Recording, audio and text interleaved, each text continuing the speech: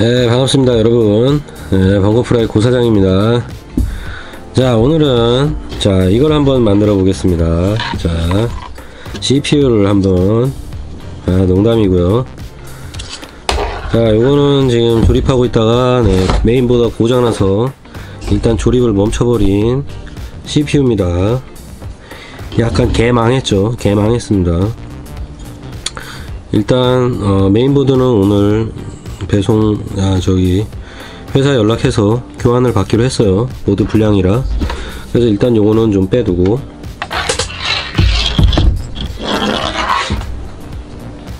이거 어디다 둬야 되지 이걸?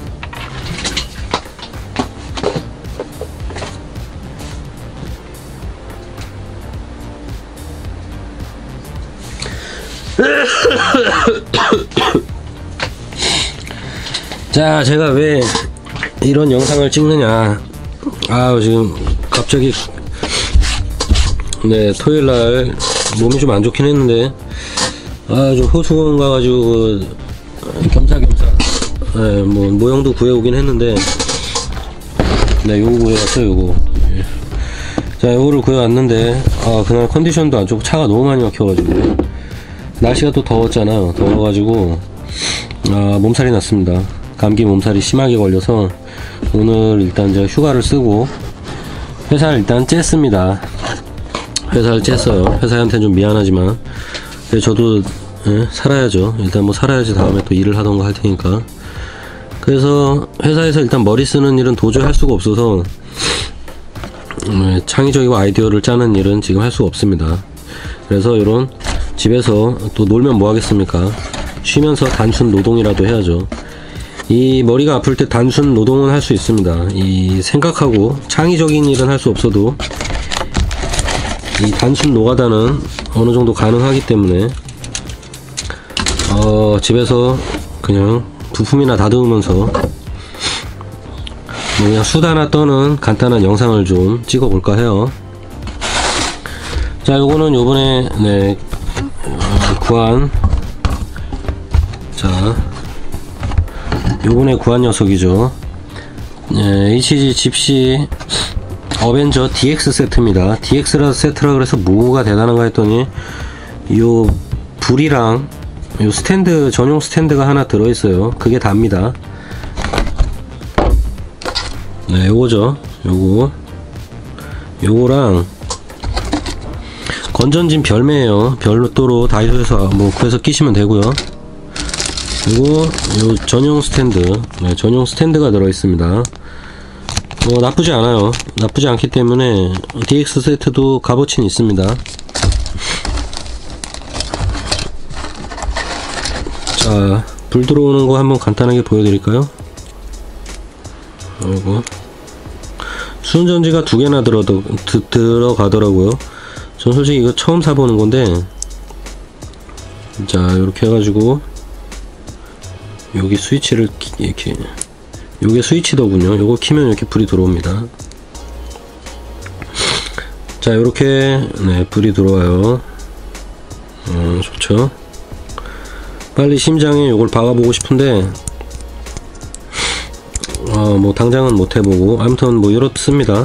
요게 들어있고요. 좀 재밌는 거는 요 집시 DX 세트라는 거. 이 DX 세트라는 게 가격이, 물론 스탠드가 들어있는 게 적용이 돼서 더 비싸지만 그냥 일반 집시 어벤져를 사다가 요 라이트 유닛을 갖다 추가로 구입하는 게 가격은 더 싸요.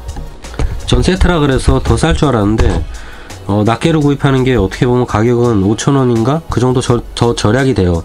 대신 이 전용 스탠드가 나머지 5,000원 정도 더 비싸다고 보시면 됩니다. 그래서 가격이 일반판보다 이렇게 세트로 사는 게 더 비싸긴 비싸요. 근데 뭐 굳이 스탠드가 필요 없다 이런 분들은 그냥 일반판을 사서, 뭐 지금은 물건이 품절이지만 뭐 다음 달에고 언제 또 이제 다시 수입이 되겠죠. 그때 수입이 되면은 한정판을 구입 안 하신 분들은 뭐 스탠드가 굳이 필요 없으면 일반판 사다가 라이트 유닛만 사서 박아 버리는 게 실제로 가격은 더 저렴합니다. 저 지금 목감기가 심하게 들어서 지금 상태가 좀 안 좋은데, 뭐 이런저런 수다나 좀 떨겠습니다. 어차피 뭐 지금 디테일한 작업은 저도 할 수가 없기 때문에 라이브를 킬까도 생각해 봤는데, 라이브로 지금 뭐 일과 시간이라 켜도 많이 보시지도 않을 뿐더러 또 회사 사장님이 보시면은 이 새끼 이거 멀쩡한 놈이요, 휴가 써놓고는 집에서 유튜브 라이브를 하고 있네, 막 이런 불상사가 벌어질 수 있기 때문에 라이브는 좀 그렇고요. 그리고 채팅 보고 질문 답변 받고 대화하면 저도 머리가 폭발할지 몰라요. 그래서 지금은 그냥 단순한 작업만 최대한 머리에 부하가 안 걸리도록, 저도 일단 쉬면서 그냥 여유있게 하는 거기 때문에 간단한 작업이나 좀 하면서 수다 떠는 걸로.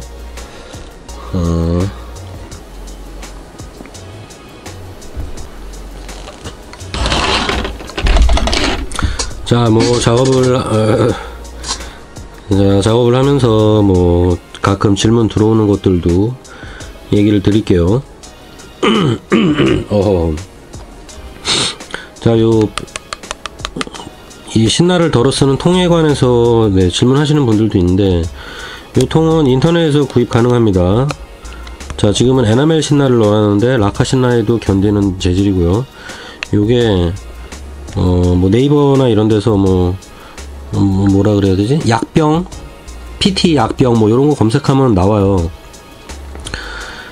재질은 반드시 PT 재질로 하셔야 됩니다. 여러분이 잘 아시는 1.5리터 콜라나 뭐 사이다 그런 거랑 같은 재질이에요. PT 재질은 신너 같은데 녹지 않습니다. 그래서 반드시, 이게 생각보다 되게 딱딱합니다.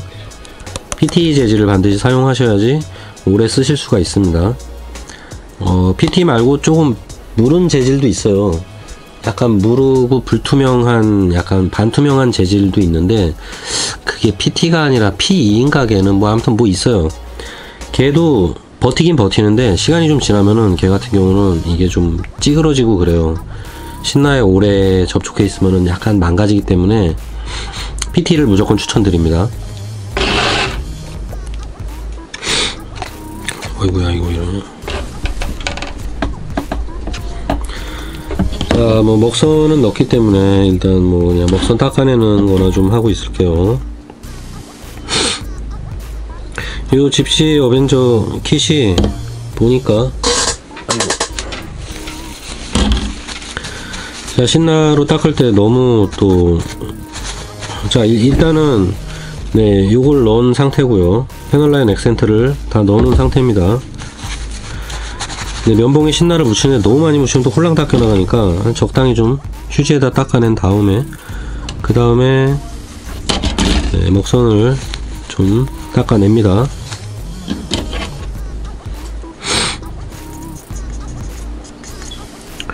뭐 사실 이 작업은 그렇게 크게 뭐 보여드릴 건 없기 때문에 되게 단순 노가다 작업이에요. 그래서 제가 지금 이 정도는 뭐 작업을 할 수 있습니다. 조명이 이거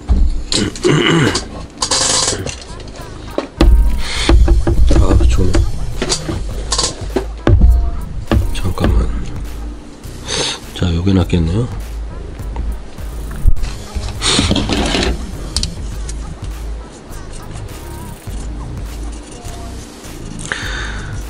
저는 작업 편의상 좀 빨리, 최대한 빨리 하려고 이렇게 그냥 부품을 뜯지 않은 러너 상태에서 그냥 바로 먹선 넣고 닦아내고 있습니다.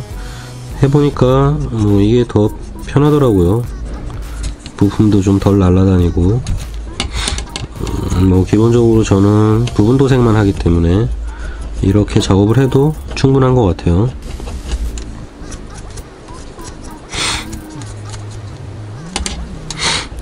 그리고 집시 어벤져가 이게 부품 수가 그렇게 많지는 않아요. 지금 이게 부품이 답니다. 네, 하나, 둘, 셋. 이게 다예요, 부품이. 아, 또 하나 있네요. 자, 요게 있는데, 네, 요렇게가 답니다. 근데 요 부품 같은 경우는 사실은 포리캡보다는 좀 딱딱한 재질인데, 포리캡이라고 생각하시면 돼요. 근데 좀 특이한 소재더라고요. 포리캡이랑 일반 네, 플라스틱 요 부품 재질의 한 중간 정도 무르기라고 보시면 돼요. 되게 딱딱한 포리캡이에요. 근데 실제로 이 집시 어벤져 요 킷은 포리캡이 아예 들어있질 않고요. 요 부품으로만 돼 있습니다. 포리캡이 아예 사용 안 되는 그런 킷이에요. 그건 조금 특이하더라고요. 그리고 네, 요 부품 같은 경우 보면은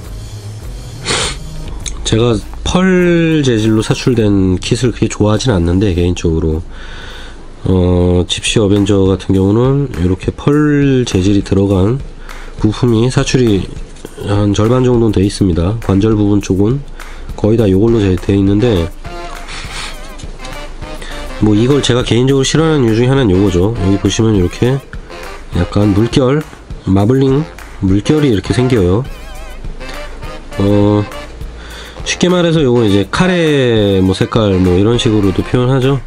그 백식 중에 하나가 요런 재질로 나와서 이제 카레 골드다 뭐 이렇게 얘기를 하는데, 뭐 색깔이 마음에 안 드는 건 아니고 이렇게 부품에 물결이 생기는 게 나타나면은 이게 좀 완성도를 많이 떨어뜨려 보이는 효과가 있기 때문에 개인적으로 그래서 싫어하는 겁니다. 사실은 이런 재질은 저 같은 경우는 원래는 이제 메탈릭 그냥 도료로 뿌려버리고 이러는 게 원래 정석이긴 한데, 요번 킷 같은 경우는 죄송,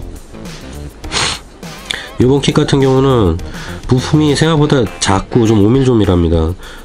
어떤 느낌이냐면 약간 고토부키아의 아모드 코어 시리즈를 보는 듯한 그런 익숙한 느낌이에요. 아모드 코어를 시리즈를 만들어 보신 분들은 제가 어떤 얘기를 하는지 대략은 이해하실 겁니다. 그래서 부품이 이렇게 작기 때문에 부분적으로 저런 파츠에 마블링 현상이 일어나도 먹선 넣고 뭐 이렇게 닦아내고 뭐 이렇게 하면은 생각보다 엄청 크게 티는 안 나더라고요. 그래서 그냥 뭐 나쁘지 않아서 조립을 그냥 해보려고 합니다. 어차피 저는 가급적이면 전체 도색 같은 거는 좀 안 하는 쪽으로 작업을 진행하고 있기 때문에. 자, 보시면은 다른 부분은 무사히 넘어갔는데 요 파츠가 잘 나올지 모르겠어요. 화질이. 여기 보면은 가운데로 이렇게 일자로 가르는 마블링 현상이 일어나서 그래서 조금 거슬리긴 하는데 워낙 작은 부품이라 큰 문제는 없다고 판단됩니다.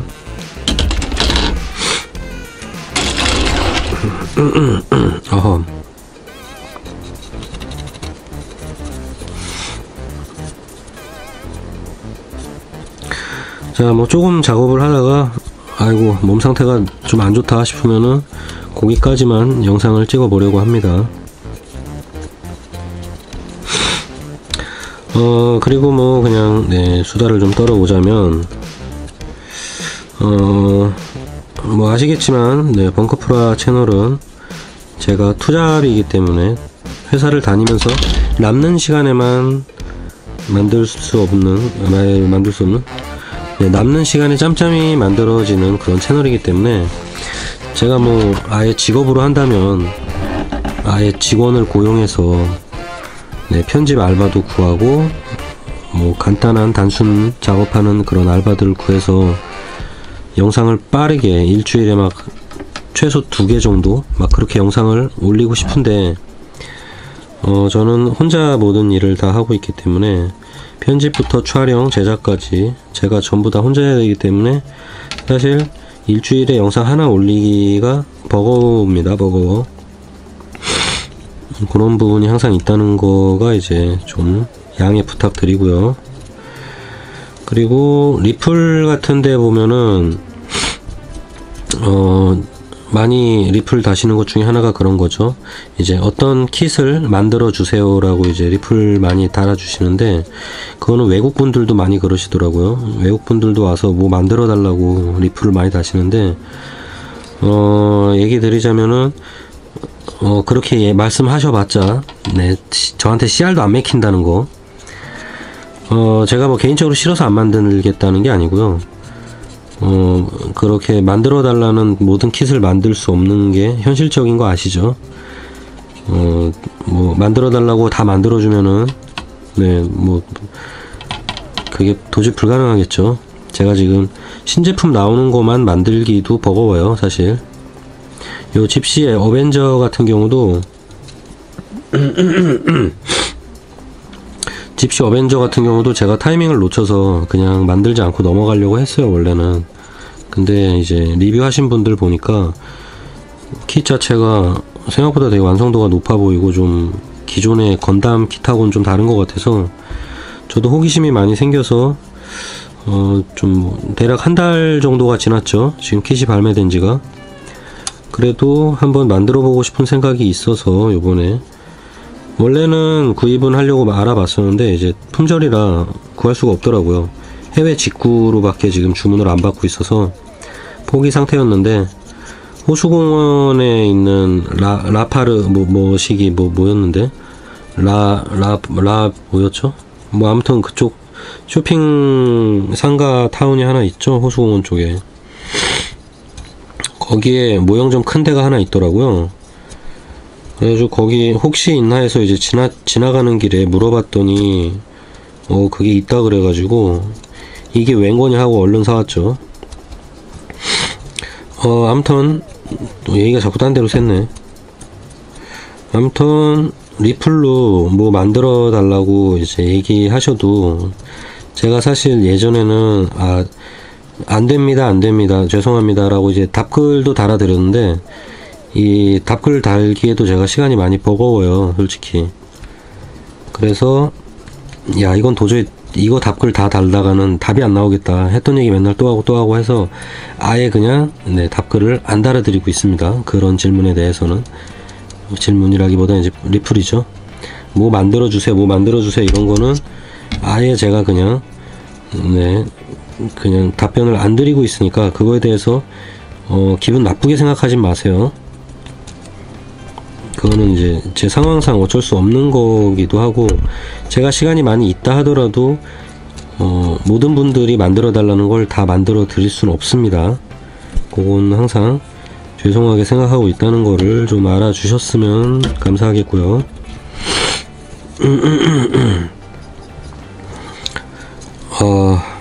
제가 지금 목소리가 완전 맛이 가버려가지고. 자, 그리고 얼마 전에 구독자가 벌써 3만이 네, 넘어갔습니다. 구독자 3만이 넘어가서 뭔가 이벤트를 해야 될 것 같긴 한데, 참 이 모형 만들 시간도 없어서 그쪽으로 전혀 생각을 못하고 있습니다. 기념 영상이나 제가 생각하는 거는 라이브를 좀 해드리고 싶은데, 구독자 3만 뭐 기념 2만은 그냥 조용히 넘어갔죠. 네, 2만 그냥 조용히 넘어갔는데 3만 같은 경우는 뭔가 하긴 해야겠는데, 3만도 지금 넘어가고 벌써 또 구독자가 또 몇백 분이 느셔가지고 이렇게 또 3만도 그냥 넘어가면 어쩌나. 좀 근데 저도 고민인 게, 만 단위 맨날 네, 뭔가 하기에는 좀 너무 많아질 것 같아요. 한 5만 단위나 한 뭐 10만 단위 이런 식으로 나중에 좀 끊어야 되지 않을까요? 모르겠어요, 저도 어떻게 해야 될지. 너무 이게 정신없이 작업을 하고 회사 다니고 이러다 보니까 정신이 없습니다, 정신이.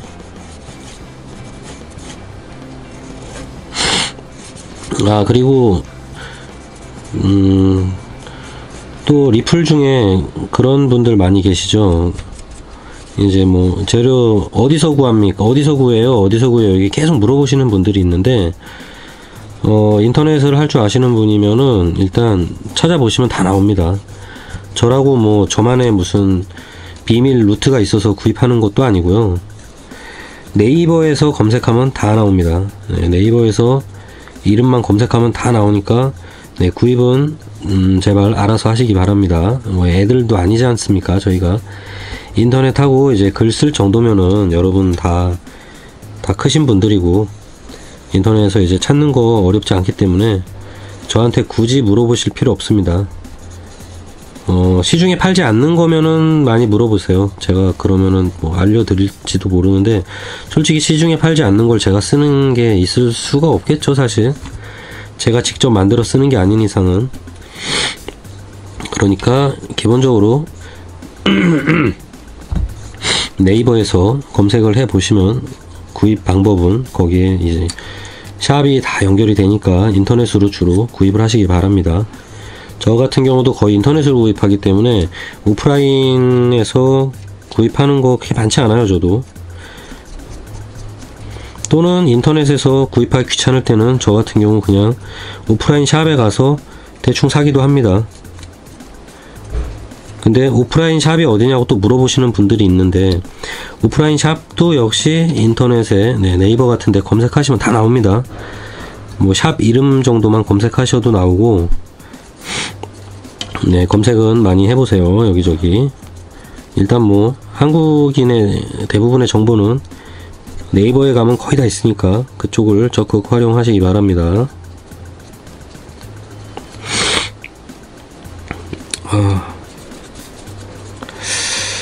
근데 이게 하다가 생각나는데, 지금 집에 있으니까 2만도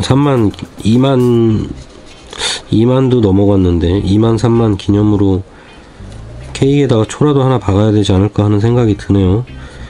지금 영상 찍다가 잠깐 간단하게라도 한번 해볼까요? 갑자기 생각이 드네요.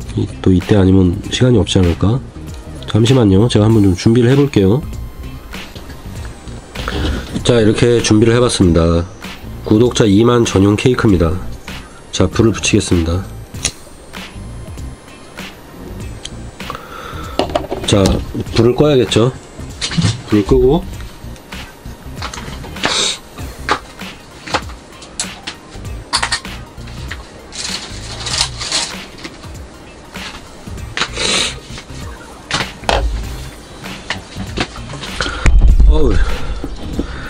자, 구독자 2만 진심으로 감사드리고요. 여러분 앞으로도 더 열심히 하는 벙커프라가 되겠습니다. 항상 찾아봐 주셔서 감사드리고요. 감개무량합니다.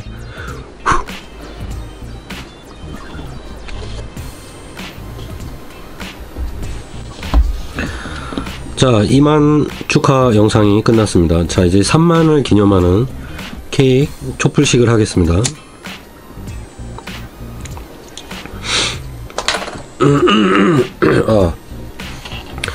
자, 어느덧 벙커프라 채널이 구독자 3만을 맞이하게 되었습니다. 이 또한 감개무량하다고 말씀드릴 수 있고요. 자, 카메라 렌즈가 타지 않게 조심조심. 자, 이렇게 네, 3자가 써있는 케이크에 촛불을 붙였습니다. 조심해야지. 자, 항상 감사드리고요. 앞으로도 더 많이 구독자 늘고 더 채널도 확장되고 그랬으면 좋겠네요. 저도 채널이 더 확장되고 사람들도 많이 늘고 뭐 수익도 더 올라가고 이러면은 지금보다 더 체계적으로 할 생각입니다. 일단 직원을 좀 써야 될 것 같아요. 저 혼자 회사 다니면서는 도저히 답이 안 나오는 것 같아서 이 신제품 나오고 이러는 걸 발빠르게 좀 맞춰서 하려면은 직원까지는 아니더라도 개인적으로 알바를 좀 써야 되지 않을까 하는 생각이 많이 듭니다. 자, 일단 네, 3만 촛불식은 이걸로 일단 마무리를 짓겠습니다.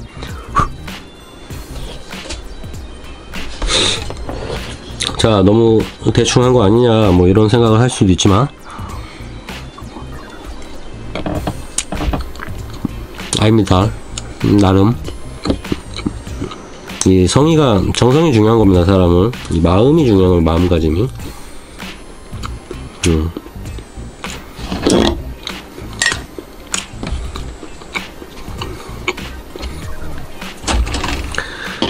자, 촛불식이 끝났으니까 다시 작업을 하면서 뭐 간단한 이야기를 좀 해볼까 합니다.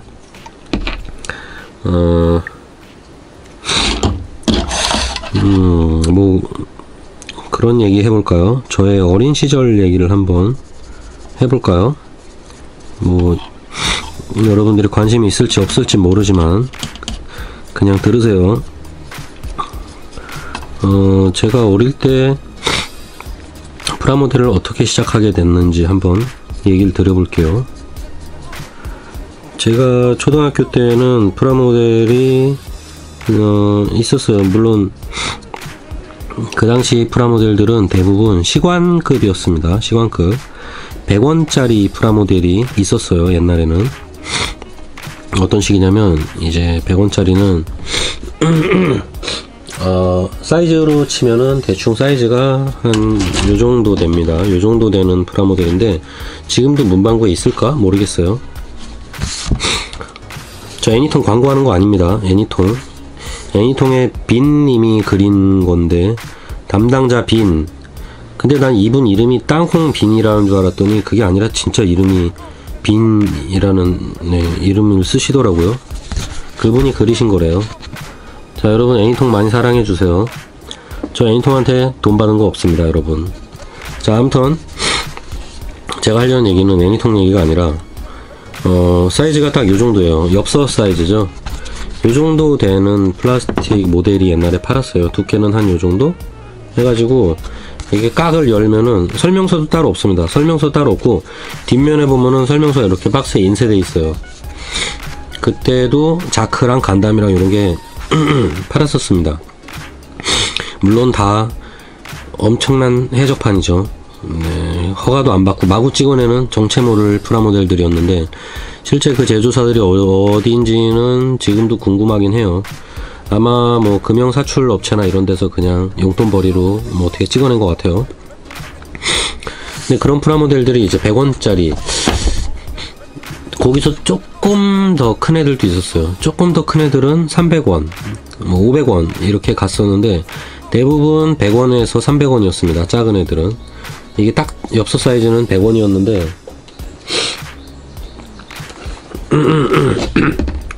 그런 애들은 당연히 단색 사출이고요. 플라스틱 색깔이 무조건 하나로 나오는 그런 제품입니다. 그리고 관절이 기본적으로 움직이질 않고요. 관절이 움직이는 게 아니라 좌우로만 돌아갑니다. 좌우로만 팔다리는 이제 어깨축 기준으로 해서 다리는 거의 다 안 움직이고요. 다리는 다 고정이고 팔만 움직였는데 팔 같은 경우는 어깨축을 기준으로 360도 회전만 하는 그런 구조로 되어 있었습니다. 그리고 머리도 360도 회전만 되는 그런 구조였고요. 아이고, 그림을 간단하게 그림을 그려드리고 싶네.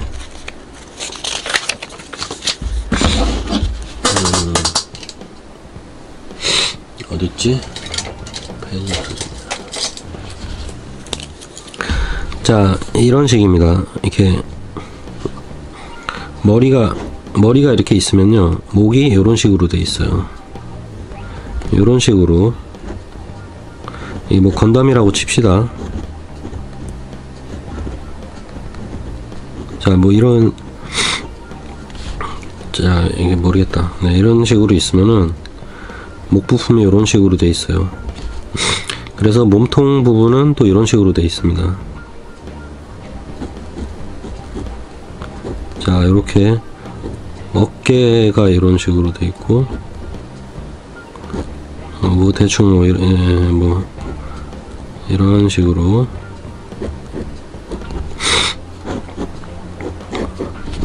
자, 이런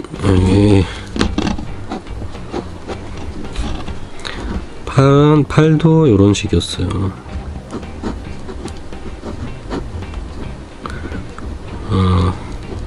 뭐 대충. 자, 요런 식으로 돼 있었습니다. 요런 식으로 돼서 요 머리를, 몸통을 끼기 전에 요 안에 딱 걸치고, 팔도 요쪽에 딱 걸치고 해서 나중에 뚜껑을 빵 닫아야 돼요. 그러면은 이제 머리 360도 회전하고 팔 팔 돌개바람 풍차 돌리기 가능하죠. 360도 회전을 했습니다. 그래서 할 수 있는 자세는 대부분 이런 거였어요. 그 당시 로보트를 사면 포즈를 취할 수 있는 자세는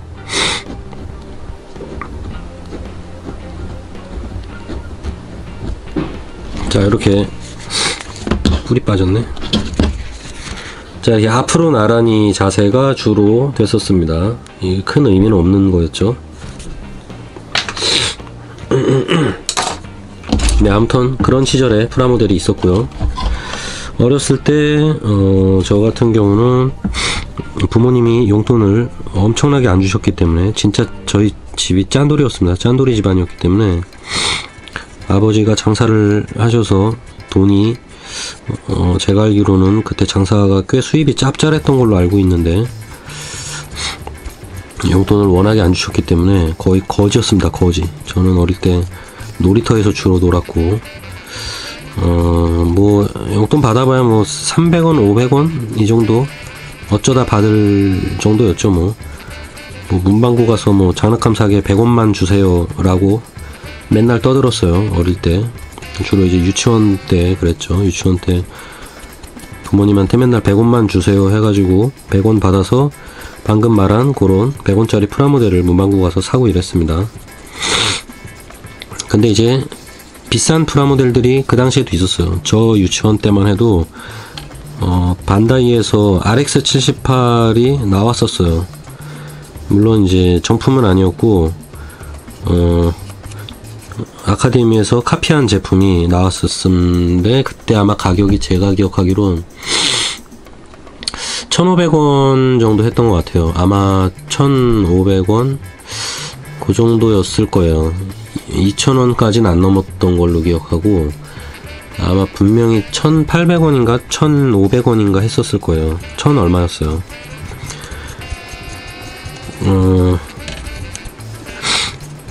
그리고 그게 나오고 나중에 또 나왔던 게 이제 가리안 시리즈라고, 아마 500원이었을 겁니다. 500원이었다가 나중에 아마 700원인가로 가격이 올랐을 텐데, 걔 같은 경우는 HG, 지금으로 치면 HG급이라고 보시면 돼요. 그 시절에는 설명서도 따로 들어있었고, 부품도 꽤 많은 제대로 된 프라모델이었어요. 본격적으로 이제 그게 나오기 시작했죠.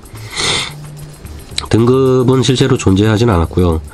대표적으로 가리안 시리즈가 그 등급 시리즈로 그 당시에 초딩들 사이에서 엄청난 인기를 끌었었습니다.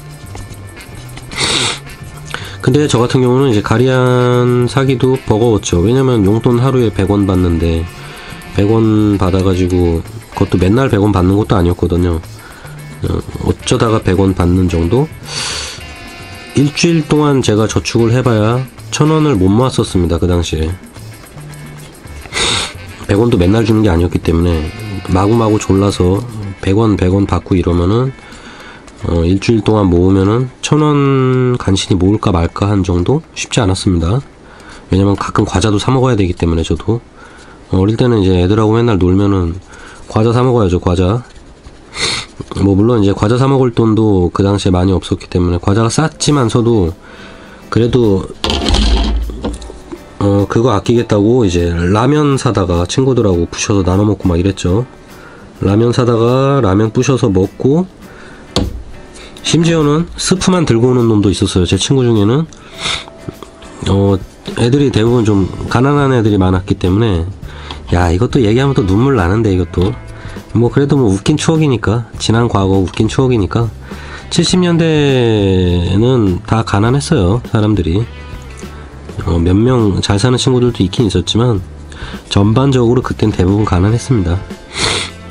그래 제 친구 같은 경우는 라면을 들고 나오는 것도 아니고, 라면을 살 돈이 없어서 스프만, 난 어떻게 도대체 스프만 들고 나가는지 모르겠는데, 이 친구가 유치원 때 이렇게 놀이터에서 놀려고 이렇게 딱 모였는데 스프만 들고 나오는 친구가 있어요. 그래가지고 그 스프를 갖다 맛있다고 계속 찍어 먹고 있는 거야. 아마 제 기억으로는 삼양라면, 가장 기본 삼양라면이죠. 신라면이나 뭐 안성탕면 이런 거 나오기 이전 시절이었기 때문에 그 당시에 라면은 딱 하나밖에 존재하지 않았습니다. 오직 삼양라면. 지금도 나오고 있죠. 그 라면이 그 시절부터 생산이 됐던 최초의 라면이에요. 그래서 그 라면, 야 이거 수다 떨면서 딱딱 먹상 다 따가버렸네. 그 라면 스프만 이제 그 친구가 들고 나오면 그걸 갖다 또 손바닥에다가 여럿이서 조금씩 나눠줘요. 그러면 그거 이렇게 혓바닥으로 찍어 먹으면 그게 또 이상하게 맛있더라고요. 근데 지금도 맛있어요. 먹어보면은 짭짤한 게 그냥 뭐 간식으로 먹는 거죠. 먹을 게 없던 시절이니까. 뭐 그랬던 시절인데 어쨌건 그렇게 이제 프라모델을 100원짜리만 사서 만들다가 또는 제가 문방구에 가가지고 이제 100원짜리를 계속 사서 만들다 보니까 제가 그런 게 있었어요. 아 이거 퀄리티가 너무 떨어진다는 걸 어느 순간 깨닫게 된 거예요. 100원짜리 보다가 저희 형 같은 경우 저희 친형이 있는데 저희 형은 저보다 이제 공부를 잘했기 때문에 저희 어머니가 조금 더 이제 공부를 잘한다고 좀 비싼 프라모델도 사주시고 이랬어요. 아까 그 건담 같은 경우도 이제 부모님이 저희 형은 공부를 잘해서 저는 유치원 때고 저희 형은 이제 초등학교 때였죠. 초등학생 때였는데 그 이제 어머니가 그걸 사주셔가지고 저는 옆에서 만드는 거 조금 거들고 막 이랬어요. 나도 하나만 좀 조립해보자고 막 쫄라가지고 형이 이제 막 안된다고 야 너 만지지마 형이 너 절대 만지면 안돼 너 학교 갔다 올 때까지 이거 건드리지 말라고 막 그러면 이제 제가 몰래 열어가지고 뭐 허벅지 같은 거 부품 하나 꼈다가 이제 엄청 혼나고 이랬죠 형한테. 내가 만들 건데 왜 네가 만들었냐 뭐 이래가지고 뭐 그런 시절이 있었습니다. 근데 그러다가 보니까 형 거의 그런 좀 그 당시면은 이제 G간담이면은 MG급이에요. MG급. 쉽게 생각하면 이제 MG급인데 이 MG급을 만들다가 100원짜리를 보니까 도무지 성이 살질 않는 거예요. 만족감이 안 드는 거죠. 이런 쓰레기 같은 프라모델은 내가 도저히 만들 수 없겠다. 그 시절만 해도 제가 유치원생이었지만 유치원생이라고 보는 눈 없습니까? 도저히 쓰레기 같아가지고 만들기가 싫은 거예요. 이 퀄리티가 떨어지니까 막 관절도 안 움직이고. 그래도 나름 그 지금 간담이라고 나왔던 걔는 관절은 다 움직였거든요. 그 시절에. 다만 이제 고관절은 허벅지 쪽은 고정되어 있는 방식이었지만 무릎은 굽혀졌었습니다. 아마 발목도 안 움직였을 거예요. 네, 발목 고정 다 고정해. 팔꿈치, 무릎, 어깨 쪽은 그래도 잘 움직였어요. 어깨 쪽은 나름 움직였던 걸로 기억하고. 어쨌건 그렇게. 그리고 중요한 거는 코어 블럭이 빠졌어요. 그 시절 프라모델인데도 코어 파이터가 빠져서 비행기로 변신하고 실제로 허리에 결합이 되는 방식이었거든요. 그걸 보고 100원짜리를 만들려니까 이게 눈에 들어오겠냐고. 그래서 저 같은 경우도 이제 100원짜리는 사질 않았습니다. 그 이후로는 100원짜리를 사지 않고 이제 1000원짜리나 뭐 2000원짜리 뭐 이런 거 2500원짜리 그런 걸 일단 700원짜리부터 벽이에요. 벽. 700원짜리 프라모델을 사기가 쉽지 않기 때문에 이 가리안 시리즈를 사야 되는데 너무 비싸. 700원에 어딨어 내가. 그래가지고 돈이 없었기 때문에 제가 자주 가던 문방구가 있었습니다. 혹시 아현동, 제가 이제 아현동에서 태어나서 오래 살았는데 아현동에 오래 살았던 분들이라면 아마 기억하실 거예요. 호돌전자라는 호돌전자라는 전파사가 있었고요. 그리고 아마 제 추측으론 그 호돌전자라는 전파사는 88 올림픽 이후에 생긴 전파사로 추측이 됩니다. 왜냐면 88 올림픽 때 이제 마스코트가 호돌이었기 때문에 그거를 이제 무단 도용해서 만든 네이밍이라고 보시면 돼요. 호돌이라는 명칭이 그 전에는 없었습니다. 그래서 이제 호돌 전파사라는 데가 있었고, 그 다음에 그 아현동에 북아현동? 아현 지하철역 쪽인데 그쪽에 보면은 이제 금성문방구라는 데가 있었어요. 그 당시에 이제 문방구 시절인데 금성문방구라는 제가 주로 프라모델을 구입하는 집 앞에 있는 문방구가 있었습니다. 거기에 맨날 가서 죽돌이 때리는 게 저의 하루 일상이었어요. 뭐 유치원 때랑 그 시절에는 아침에 유치원 갔다가 와가지고 친구들하고 맨날 노는 게 일이잖아요. 유치원은 숙제를 거의 안 내주니까. 그럼 뭐 유치원 갔다 끝나고 이제 그 금성 문방구에 들어가서 그냥 프라모델 박스 계속 구경만 하는 거예요. 그냥 돈이 없어 사진 못하고 그냥 계속 구경을 합니다. 보통 아마 하루에 한 1시간에서 30분 정도? 근데 그 시절 30분이면 좀 길게 느껴졌으니까 한 30분 정도씩은 항상 하루에 한 번씩 갔던 것 같아요. 그래서 제가 주로 하던 일은 뭐냐, 사지 못할 거 구경이나 하자라는 식으로 그냥 박스 아트만 구경하는 겁니다. 박스 아트 구경하고 장난감 코너 쪽에, 옛날 문방구는 프라모델 전문 샵이 아니에요. 그렇기 때문에 기본적으로 이제 문구를 파는 곳이고요. 문구를 파는데 지금도 그런 오래된 문방구들이 있죠. 그걸 생각하시면 됩니다. 문구를 파는 곳이기 때문에 학용품 이런 게 원래 메인이죠. 그런 거 팔고, 그리고 한쪽에 프라모델을 이렇게 쌓아놓고 파는 한쪽 코너가 있었는데, 그쪽은 뭐 제가 이제 거의 뭐 100% 장악하고 있다고 보시면 됩니다. 어떤 프라모델이 어디 있는지도 다 알 수 있고요. 그리고 제가 가가지고 맨날 프라모델을 정리를 했어요. 이게 흐트러져 있으면은 왠지 저도 그 정신병인가 본데, 이렇게 프라모델이 흐트러져 있으면은 보기가 싫어서 제가 맨날 하루에 한 번씩 가가지고 그걸 차곡차곡 정리를 했습니다. 프라모델을 이렇게 뒤집어져 있으면은 다시 뒤집어서 돌려놓고, 이 박스 아트가 아래쪽으로 가 있으면은 박스 아트가 위로 올라오게 다시 뒤집어 놓고, 그렇게 해서 이제 문방구 아저씨가 시키지도 않았는데 맨날 가가지고 그거를 이제 정리정돈을 하는 게 제 하루 일과 중에 하나였습니다. 자, 그러다가 나이를 좀 먹었죠. 나이를 조금 먹고 이제 초등학생이 됐어요. 초등학생이 되다 보니까 그 당시에 저 같은 경우 이제 만드는 건 어느 정도 됐었어요. 만드는 건 어느 정도 숙달이 돼서 꽤 잘 만드는 수준이 됐었어요. 초등학교 시절에도. 근데 그 시절에 혁신적인 프라모델이 2개 등장합니다. 물론 아카데미에서 등장했던 건데, 거의 뭐 그 시절에 이제 프라모델계의 혁명이었던 메카닉 2종이 등장을 합니다. 바로 드라고너입니다.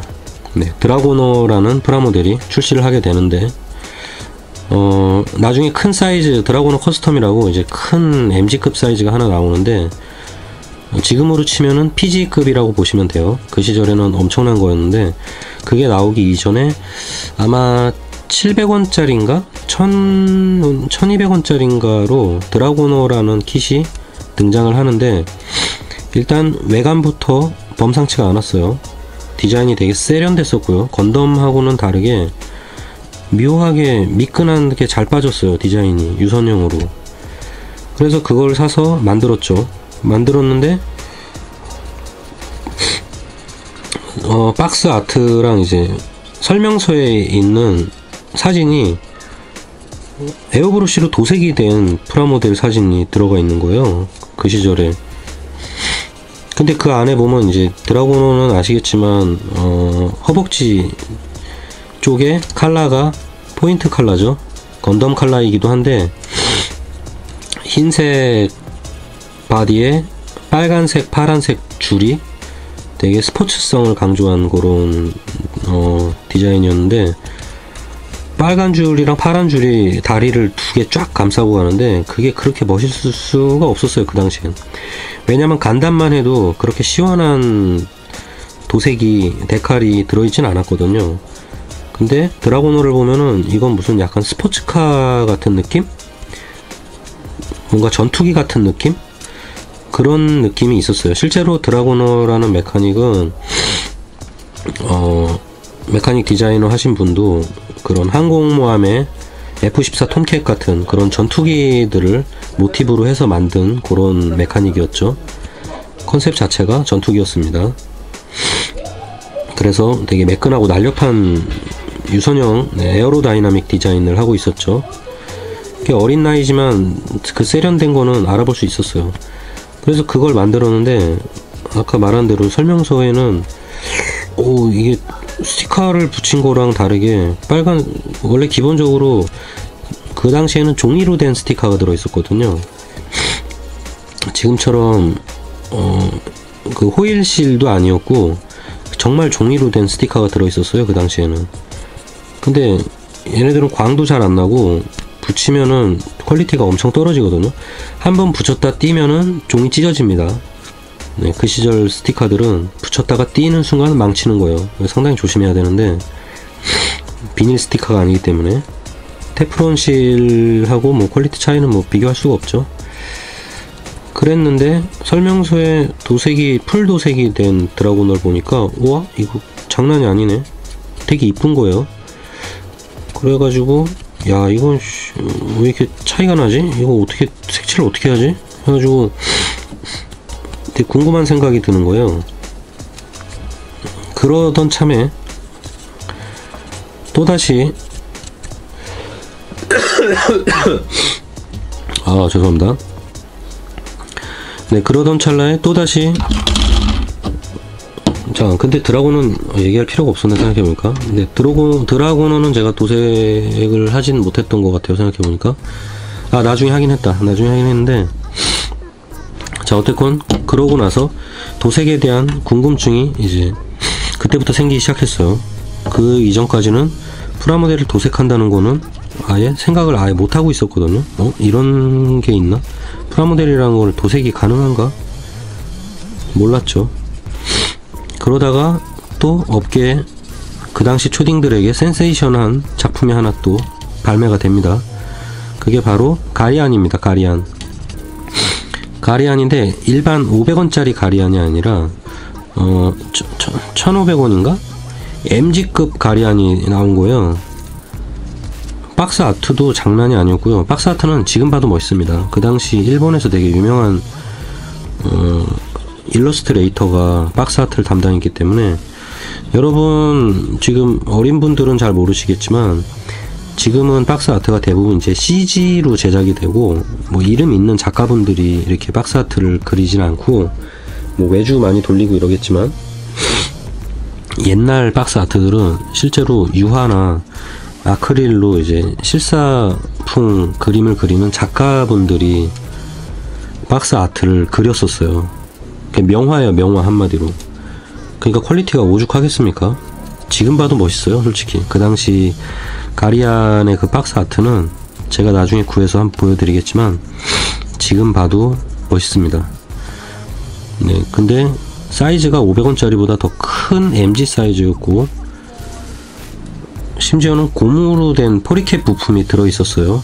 아마 포리캡이 썼던 거에 거의 그 가리안 드라고너 이후로 최초가 아닌가 싶어요, 포리캡의 등장 시기가. 근데 이 가리안에 들어있는 포리캡은, 그 당시 포리캡은 해외에선 어땠는지 모르겠는데 한국에서는 불법 복제품이었던 걸로 알고 있기 때문에 아마 아카데미도 그 시절에는 흑역사일 것 같은데 라이센스를 따고 발매한 건지까지는 저도 모르겠어요. 한번 나중에 아카데미에 제가 물어볼게요. 그게 흑역사인지 아니면 진짜 라이센스를 바꾸서 금형을 사다가 찍은 건지. 어쨌건 그렇게 해서 가리안을 만들었는데, 가리안에 들어있는 포리캡은 다 노란색으로 사출돼 있었습니다. 그 시절 포리캡은 기본적으로 다 노란색이었어요. 그래서 만들고 나면은 그 노란색이 자꾸 눈에 띄어서 되게 화가 많이 났었습니다. 왜 여기 노란색이지? 검은색으로 나오면 좋겠는데, 이런 생각을 항상 했었어요. 자, 그러던 와중에 가리안이란 거를 제가 만들었는데, 그 프라모델의 최대 단점, 팔 부분이 맞아, 제 기억으로는 그 당시만 해도 칼라가 칼라 사출이, 런너들이 여러가지 색으로 나오지 않던 시절입니다. 거의 프라모델 하나가 다 한 가지 색으로 사출이 되던 시절이었어요. 그래서 그 드라고노란 것도 빨간색, 최소 빨간색은 있었던가?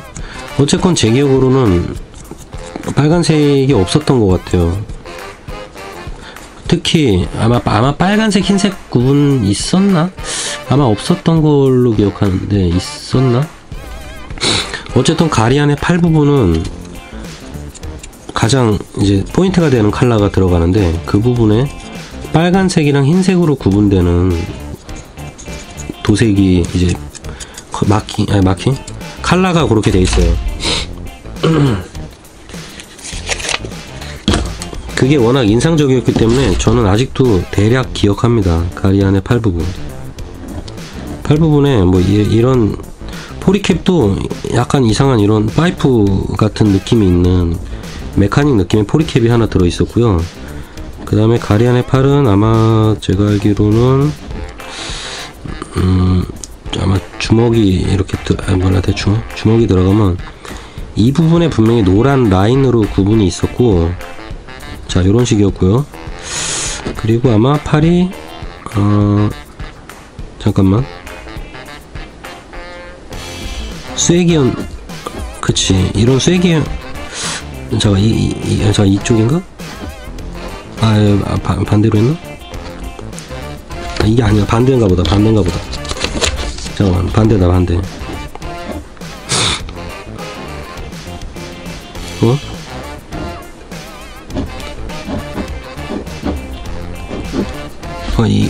맞을 거예요. 아마 이런 식으로 돼 있었을 거예요. 아마 팔 부분이 제가 기억하기로는 약간 요런 디자인이었습니다. 요런 식이고, 여기에 주먹이 이렇게 들어가고요. 여기에 요런 모양의 포리캡이 들어가 있었어요. 노란색으로. 그래서 이제 상박이랑 연결이 되는 구조였는데, 문제는 프라모델이 전부 흰색으로 사출이 돼 버린 거예요. 전부 다 흰색으로 나와 있기 때문에 분명 여기 빨강, 흰색, 노랑 라인이 강하게 들어가는데, 이 노랑 라인은 아마 스티커만 있었던 걸로 기억하고, 종이 스티커. 이 부분이 빨강이어야 되는데 흰색인 거예요.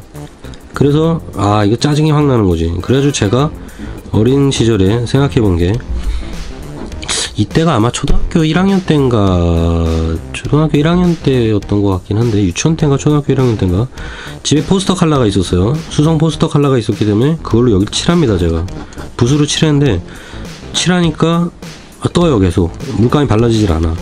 그래서 물을 좀 줄이고 걸쭉하게 해서 다시 칠해봅니다. 계속 칠하는데 안돼 칠해지가 않아. 그리고 대충 칠해봤는데 마르니까 이게 또 다 떨어져 나가요.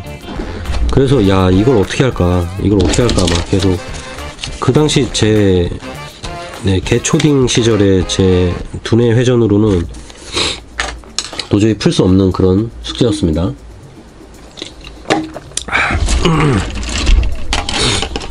그러던 와중에 저희 형이 어깨동무라는 만화책을 보고 있었어요.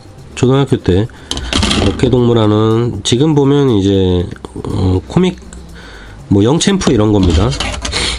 어깨동무라는 유명한, 그 당시 한국에서 만들어진 이제 보물섬하고 쌍벽을 이루던, 보물섬은 이제 주로 만화 위주로 나갔었는데, 어깨동무는 약간 만화도 있지만 그 당시 어린이들이 좋아할 만한 연예계 소식 같은 거나 그런 게 은근 들어있었어요. 그 안에 뭐 보물섬도 좀 그러긴 했지만, 어깨동무 이런 거 사면은 아마 제 기억으로는 어깨동무 맞던가? 거기에 그 당시 아마 브룩실즈가 미국에서 한참 핫한, 솔직히 그게 브룩실즈 섹시 하이틴 배우인데, 섹시해요. 섹시. 그 핫팬츠 입고 머리 양갈래 하고서 입에, 브룩실즈의 트레이드 마크죠. 그 바퀴 4개짜리 쿼드형 롤러 스케이트를 타고 핫팬츠에다가 그 탱크탑 브라 같은 거, 탱크탑을 갖다 입고, 그리고 양갈래, 금발머리 양갈래로 딴 머리에 버블껌, 풍선을 부는 그런 섹시한 이 소녀의 컨셉이었어요. 그 당시 이제 미국에서 아저씨들이 엄청 좋아했겠죠. 물론 이제 청소년들한테도 인기가 많은 하이틴 배우였죠. 그런 배우의 대형 브로마이드가 네, 부록으로 들어있기도 했었습니다. 근데 그 시절에 제 초등학교 1학년의 그런 가치관, 이성에 대한 가치관으로서 볼 때는 전혀 이쁜지 몰랐습니다. 지금 보면 장난 아니죠. 지금 보면 왜 브룩실즈가 그 시절에 인기 많은지 알 수 있는데, 뭐 몸매가 일단 지금 봐도 뭐 브룩실즈 뭐 엄청난 미인이죠. 네. 뭐 더 이상 얘기는 안 하겠습니다. 관심 있는 분들은 네, 브룩실즈 리즈 시절 사진 같은 거 찾아보시면 아실 거예요. 제가 무슨 말을 하는지. 아무튼 초등학생들이 보는 잡지죠, 거의. 거기에 브룩실즈 대형 브로마이드가 왜 들어있는지는 잘 모르겠어요. 아마 만화책을 사는 부모님들, 아버지들 기분 좋으라고 넣어놓은 브로마이드가 아니었을까요? 왠지. 그 분명히 섹시한 브로마이드거든요. 그게 왜 거기에 있는지는 잘 모르겠지만, 어쨌건 뭐 그 당시에 뭐 전용록 뭐 브로마이드, 대형 브로마이드 이런 것도 막 들어 있었어요. 그런 잡지인데, 그런 잡지에 중간중간 광고란이 있었습니다. 광고란에 보면은 주로 많이 하던 광고가 이제 라디오, 조립식 라디오 6석, 뭐 5석, 6석? 그 석이 아직도 뭘 뜻하는지 잘 모르겠어요. 6석 라디오 뭐 이런 거 과학 교재 같은 광고지가 하나씩 들어가 있었어요. 흑백으로. 칼라도 아니었어요, 그 당시엔. 흑백으로 인쇄된 그런 광고가, 과학 교재 광고가 들어가 있었는데, 그 광고들 사이에 아카데미라는, 네, 그 시절에 이제 핫한 프라모델 회사였죠. 지금도 아카데미는 나쁜 회사는 아니죠. 지금도 이제 퀄리티 좋은 회사로 유명한데, 해외에서 더 알아주죠, 아카데미는. 근데 그 시절 아카데미가 이제 본격적으로 잡지 같은데 광고를 때리기 시작합니다. 근데 어떤 광고를 때리느냐. 물론, 네, 뭐, 브래들리 탱크, 전차 시리즈가 그 당시 핫했어요. 브래들리 전차가 그 당시에 초딩들 사이에서 어마어마하게 역시 이제 밀리터리 쪽으로 이슈를 남긴 작품인데, 초중딩들한테 인기 많았죠. 근데 뭐 브래들리 탱크 이런 광고 같은 거 나오는 와중에 갑자기 거기에 에나멜이라는 보도 듣도 못한 되게 이상한 물감을 광고하는 문구가 하나 올라와요. 그래서 저랑 저희 형이 같이 만화책을 보다가 그 부분에 주목을 합니다. 아카데미 에나멜이라는 제품이 있는데 이름도 생소해요. 에나멜? 아니 포스터 칼라 물감은 알던 시절인데 물감이라고 안 하고 에나멜이라니, 이름이 왜 이래? 에나멜은 또 뭐야? 그리고 가격은 또 왜 이렇게 더럽게 비싸? 하나에 1,800원인가? 그 시절에? 개당 가격이 아마 초창기에는 개당 가격이 아마 700원이었던 걸로 기억해요. 제가 기억으로 최초에 나왔던 아카데미는 아마 칼라 한 병에 700원인가 1700원인가 뭐 그랬었어요. 그 가격이 일단 어마어마하게 비싸잖아요. 아니 프라모델 하나가 1,000원이던 시절인데 에나멜 하나에 1,000원이야. 1,000원이 넘어요, 그것도. 그러니까 거의 그 시절에는 이건 신비의 명약인 거야, 완전히. 정말 조그만 포션이에요, 포션. 자, 샘플로 에나멜 하나를 들고 왔는데 타미야 에나멜이죠. 디자인은 이거랑 똑같았습니다, 옛날 아카데미 것도. 근데 그 시절에는 아마 제 기억으로는 유리병이 아니었고요. 아마 유리병이 아니고, 잠깐만, 최초에 유리병이었다가 나중에 PT병으로 바뀌던가? PT병이었다가 유리병으로 바뀌었나? 기억이 안 난. 아마 제 기억으로는 최초에는 유리병으로 나왔다가 사이즈가 요거보다 작았었어요. 그리고 타미야 제품보다 조금 작습니다. 아마 그게 테스터 제품하고 아마 사이즈가 비슷할 텐데, 자, 요게 이제 테스터라는 외국 북미 제품인데, 이게 어디 미제인가? USA네요. 네, 미국 제품이군요. 아시겠지만 여러분, 네, 미제가 짱입니다. 미제 만세. 자, 근데 보시면은 사이즈가 조금 작은 걸 알 수 있죠. 네, 요 사이즈였어요. 그 당시에 나왔던 한국 에나멜은 지금도 그런지 모르겠는데 요 사이즈였고, 타미야케 조금 더 컸습니다. 실제로 병 자체가. 근데 아무튼 요런 사이즈의 에나멜이었는데, 최초에는 아마 유리로 나왔다가 중간에 아마 원가 절감 때문에 그랬는지 세트 발매하고 조금 이제 뭐 16세트인가 뭐 이런 걸, 그 당시에는 세트로 주로 팔았었어요, 에나멜이. PT병으로 잠깐 바뀝니다, 중간에. 근데 지금도 PT병이 유지가 되는지 모르겠어요, 아카데미가. 최근에 제가 사보질 않아서. 어쨌든 요런 병 하나에 1,700원 뭐 1,500원 정도를 했으니까 그 당시에 정말 가격이 살인적이었어요. 근데 저는 이제 문방구에 가도 팔진 않았었습니다. 초창기에는 문방구에 가도 에나멜이 아저씨가 들여놓질 않았어요. 너무 비싸니까. 한 세트면은 10,000원이 넘어가요. 그 시절 10,000원이면은 지금으로 치면은 100,000원이 넘어가는 금액이라고 보시면 돼요. 엄청 고가거든요. 근데 저희 형이, 제가 이제 꼬셨죠. 저희 형도 프라모델을 좋아했기 때문에 제가 형한테 이제 뽐뿌질을 많이 했습니다. 형, 이거는 사야 된다. 이거 사서 우리 한번 칠해보자. 이거 진짜 이거 혁명이다. 이거는 에나멜 프라모델을 색깔을 칠할 수 있대. 이거는 진짜 혁명이야. 한번 칠해보자 해가지고, 이제 어쨌든 주문하는 것까지 얘기 드릴게요. 또 중간 히스토리가 있는데, 그렇게 해서 주문을 했는데 어떻게 주문을 하냐? 어린 나이에는 아카데미에 어떻게 찾아갈 수가 없기 때문에 저희 어머니를 일단 콜했습니다. 저희 어머니를 콜해서 형이 어머니를 꼬셨습니다. 형은 공부를 잘했기 때문에 형이 사달라 그러면은 어머니가 어느 정도는 사줬어요. 형이 어머니한테 딜을 합니다. 제가 공부를 잘해서 요번에도 우등상을 받았으니까. 참고로 저희 형은 매번 우등상 받는 우등생이었습니다. 공부를 잘했어요. 반장도 맨날 했고.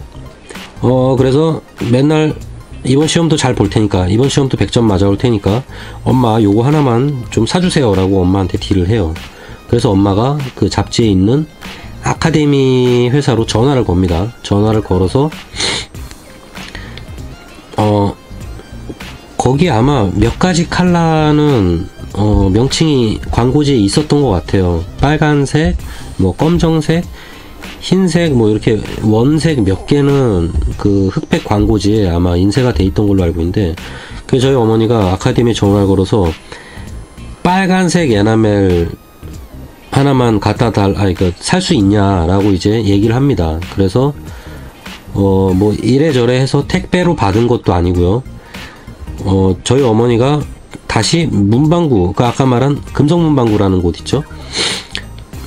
금성문방구에 문의를 해서 그 문방구 아저씨가 저희 어머니랑 긴밀한 협조에 의해서 아마 물건을 들여오게 합니다. 그리고 저희 어머니가 이제 돈을 냈죠. 1,000 얼마를 내고 문방구 아저씨한테 부탁을 해서 문방구 아저씨가 이 빨간색 에나멜 하나를 들여옵니다. 유광색이었어요.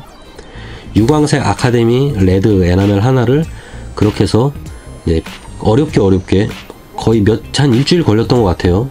주문 딜하기부터 물건을 받기까지. 그렇게 해서 이 빨간 에나멜 하나를 문방구에서 공수를 해옵니다. 그래서 저희 형이랑 이걸 이제, 야, 이런 신비한 물약이 있냐, 이거는 일반 물감하고 다르게 플라스틱에도 색칠이 된다더라, 한번 칠해보자 라고 해서 그냥 뚜껑을 까가지고 집에 있던 수채화 붓이 있었어요. 집에 있던 수채화 붓이 있었는데 그걸로 찍어서 이제 한번 발라보죠. 발라보는데 잘 발렸어요. 어쨌건 나름 잘 발렸어요. 원래 제대로 섞어서 발라야 되는데 그때 이제 개념이 없었기 때문에 가리한 팔뚝 부분에 빨간색을 이걸로 칠하니까 컬러가 확 사는 거예요. 빨간 포인트 부분이 색깔이 딱 들어가니까 진짜, 야, 이거 진짜 멋있다, 와, 죽인다 해가지고 그때 최초로 한번 에나멜을 도색을 해봅니다. 프라모델에. 그리고 이제 붓을 빨아야 되는데 그 시절에 붓을 어떻게 빨아야 되느냐, 참 신기하게도 옛날에는 집에서 도시가스가 없던 시절이었어요. 도시가스가 없던 시절에는 집에서 석유 곤로를 대부분 썼었거든요. 석유난로를 썼어요. 석유난로. 밥 짓고 이럴 때도 석유 곤로를 썼는데, 그렇기 때문에 이제 석유 배달하는 할아버지가, 아현동에는 그 흰 수염을 날리는 석유 배달 할아버지가 유명했는데, 그 시절에 야쿠르트 CF에 나오는 수염이 긴 할아버지가 그 아현동 일대를, 마포랑 아현동 일대를 돌아다니는 석유 배달 할아버지를 캐스팅해서 찍은 광고가 아니냐라는 루머가 돌기도 했었습니다. 너무 외모가 비슷했기 때문에.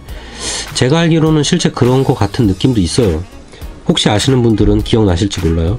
아무튼 그 시절에 이제 석유집 할아버지가 석유를 맨날 배달해 줬기 때문에 집에 석유통이 하나 있었습니다. 그 제리캔으로 된 석유통이 하나 있었는데, 거기서 저는 되게 어릴 때지만 동네에 이제 막 페인트 칠하는 아저씨들이나 이제 막 그 시절엔 집에서 부모님들이 페인트 칠도 많이 하던 시절이었기 때문에, 뭐 한옥이었어요. 대부분 한옥에 사는 분들이기 때문에 벽에 뭐 칠 까지고 이러면은 집에서 아버지들이 석유에다가 페인트 풀어가지고 이렇게 페인트 칠하고 석유에다 붓을 빨아서 뭐 남은 석유는 길에다가 그냥 뭐 무식한 시절이니 그 시절에는 그냥 뭐 하수도에 그냥 석유 부어서 버리고 막 이랬어요. 그래도 그 시절에 조금 생각이 있는 친구들은 하수도에다 안 버리고 그냥 저기 흙밭에다가 부어서 땅을 흡수시켰습니다. 그렇게 해서 이제 토양을 열심히 오염시키고 있었죠. 거기서 조금 더 생각이 있던 친구들은 놀랍게도, 물론 이제 석유집 페인트집 아저씨들이, 동네 아저씨들이 그런 식으로 했기 때문에 보고 배운 것 같은데, 신문지에다가 석유를 부어서 공기 중에 증발시켜서 이제 공기를 오염시키는 방법으로 대기를 오염시키면서 이제 토양을 지키겠다, 뭐 이런 식으로 폐기를 하는 분들도 있었습니다. 뭐 간혹은 재미로 이제 신문지에다 신나를 흡수시킨 다음에 거기다 이제 불 붙여서 태워서 깔끔하게 증거를 인멸하는 분들도 계셨었고요. 그 시절에는 길에서 불 붙여도 뭐 소방관이나 경찰들이 잡아가지도 않았었습니다. 워낙 흔하게 불을 막 붙이던 시절이었기 때문에. 아무튼 그렇게 해서 이제 빨간 에나멜을 최초로 한번 써봤고요. 그 다음에 그 다음이 아니지, 그 전에 중간에 제가 한번 에나멜을 구입하기 전에 혼자 약간 실험을 해본 적이 있었어요. 집에 가죽을 칠하는 물감이라고 뭐죠? 아크릴 물감이라는 게, 저희 아버지가 어릴 때 수입품 장사를 하시는 분이었는데 미국 제품들을 갖다 많이 수입해서 파시고 막 이러다 보니까 집에 아크릴 물감이라고 하는 가죽 물감, 가죽에 칠하는 물감이 있다는 거예요. 그래서 저희 아버지가 이제 저랑 형이랑 그거 가지고 그림 그려보라고 그 세트를 하나 들고 오신 거예요. 근데 가죽에 칠할 일이 딱히 없고, 제가 호기심에 프라모델에 칠해봤는데 이게 칠이 되는 거야. 놀라운 발견이었죠. 그래가지고 그걸로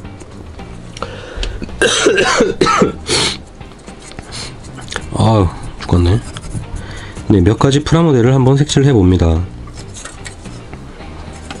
그때 주로 프라모델보다는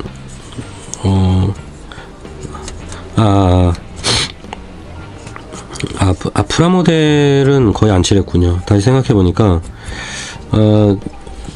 얘기가 좀 꼬이는데, 이게 약간 세계관이 좀 꼬이는군요. 어쨌건 가리한 이후부터 얘기하죠. 가리한 이후에 도색을 하고 놀라운 나머지 몇 가지 에나멜을 추가 주문하게 됩니다. 그 문방구 아저씨를 통해서 가리안을 더 칠해보고 싶어서 노란색이랑 흰색을 추가로 주문합니다. 노란색과 흰색과 검정색을 추가로 주문해요. 그래서 노란색 가리안의 흰색 부분과 노란색 부분도 마저 다 칠을 해버립니다. 근데 그러던 와중에 이제 프라모델 도색에 대한 개념을 약간 이해하고 있었어요. 그 시절에.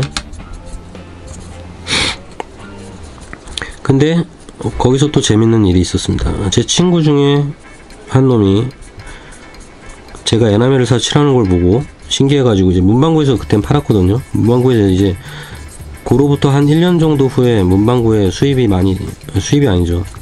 아카데미에서 12색 칼라인가? 에나멜이 본격적으로 판매를 하기 시작했어요. 이제 그때부터 제가 알기로는 그 안에 스틱 사포, 엄청 거친 스틱 사포 하나 들어있고, 본드 하나 들어있고, 고무밴드 2개인가 들어있고, 그게 솔직히 왜 들어있는지 잘은 모르겠지만 어쨌건 이제 뭐 생색을 내려는 구성품이었던 것 같아요. 그냥 에나멜만 떨렁 넣기는 좀 없어 보였나봐요.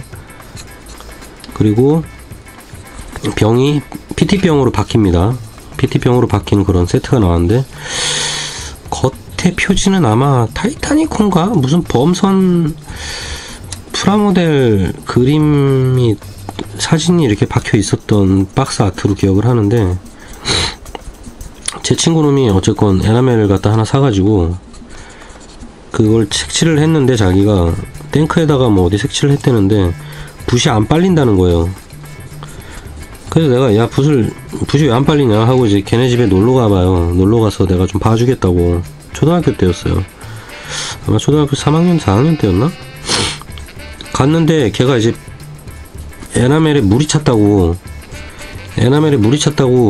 그 위에 떠있는 그 물을 다 따라 버렸다는 겁니다. 투명한 거를. 아시겠지만 에나멜은 오래 놔두면은 이제 안료랑 그 뭐였죠? 용제랑 안료랑 분리가 돼요. 그래서 그걸 이제 잘 섞어줘야지 에나멜이 잘 굳고 재색을 낼 수 있는 거거든요. 근데 그게 안료인가 용제인가 잘 모르겠는데, 어쨌건 그걸 오래 놔두면은 투명하게 에나멜 위에 그게 고이거든요. 그걸 섞어줘야 되는데, 제 친구가 그게 물인 줄 알고 물이 찼다고 그 물을 저기 하수도에다 따라 버리고 있는 거예요. 뭐 그거는 그래서 내가 얘기를 해줬죠. 야, 그거 버리면 안 된다. 너 그거 섞어 써야 되는 거야 했죠. 근데 이미 버렸기 때문에 그 에나멜은 거의 마탱이가 나중에 딱딱하게 굳어버렸습니다.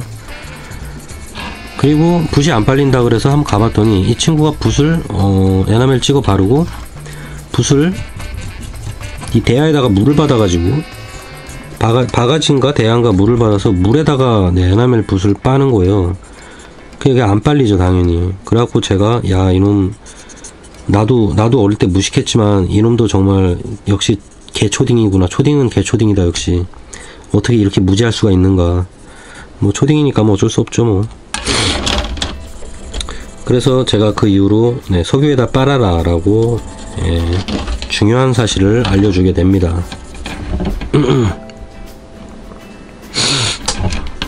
자,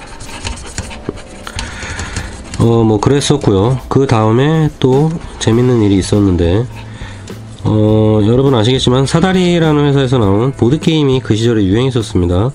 다이나믹 홍콩 코믹스는 아니고, 그거는 저기 해적판 일본 정보지였죠. 네, 다이나믹 홍콩 코믹스가 아니라 사다리라는 회사에서 일본에서 한참 유행하던 보드게임을, 그 시절 보드게임 생각보다 퀄리티가 좋았습니다. 여러분, 지금 전자오락이 없던 시절에는 보드게임이 전자오락을 대신하고 있었기 때문에 퀄리티가 상당히 좋은 보드게임이 많이 나와 있었어요. 그 중에 대표적으로 뭐 카피했겠죠. 뭐 솔직히 정품으로 라이센스를 따왔겠습니까?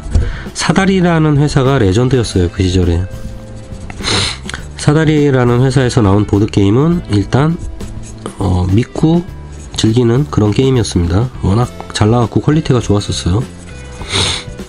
근데 거기에 주로 이제 일본 애니메이션이나 이런 장르의 보드게임들이, 애니메이션 캐릭터를 이용한 보드게임이 많이 나왔었는데, 주인공 말이 이제 고무 인형으로 가차가 들어있었어요.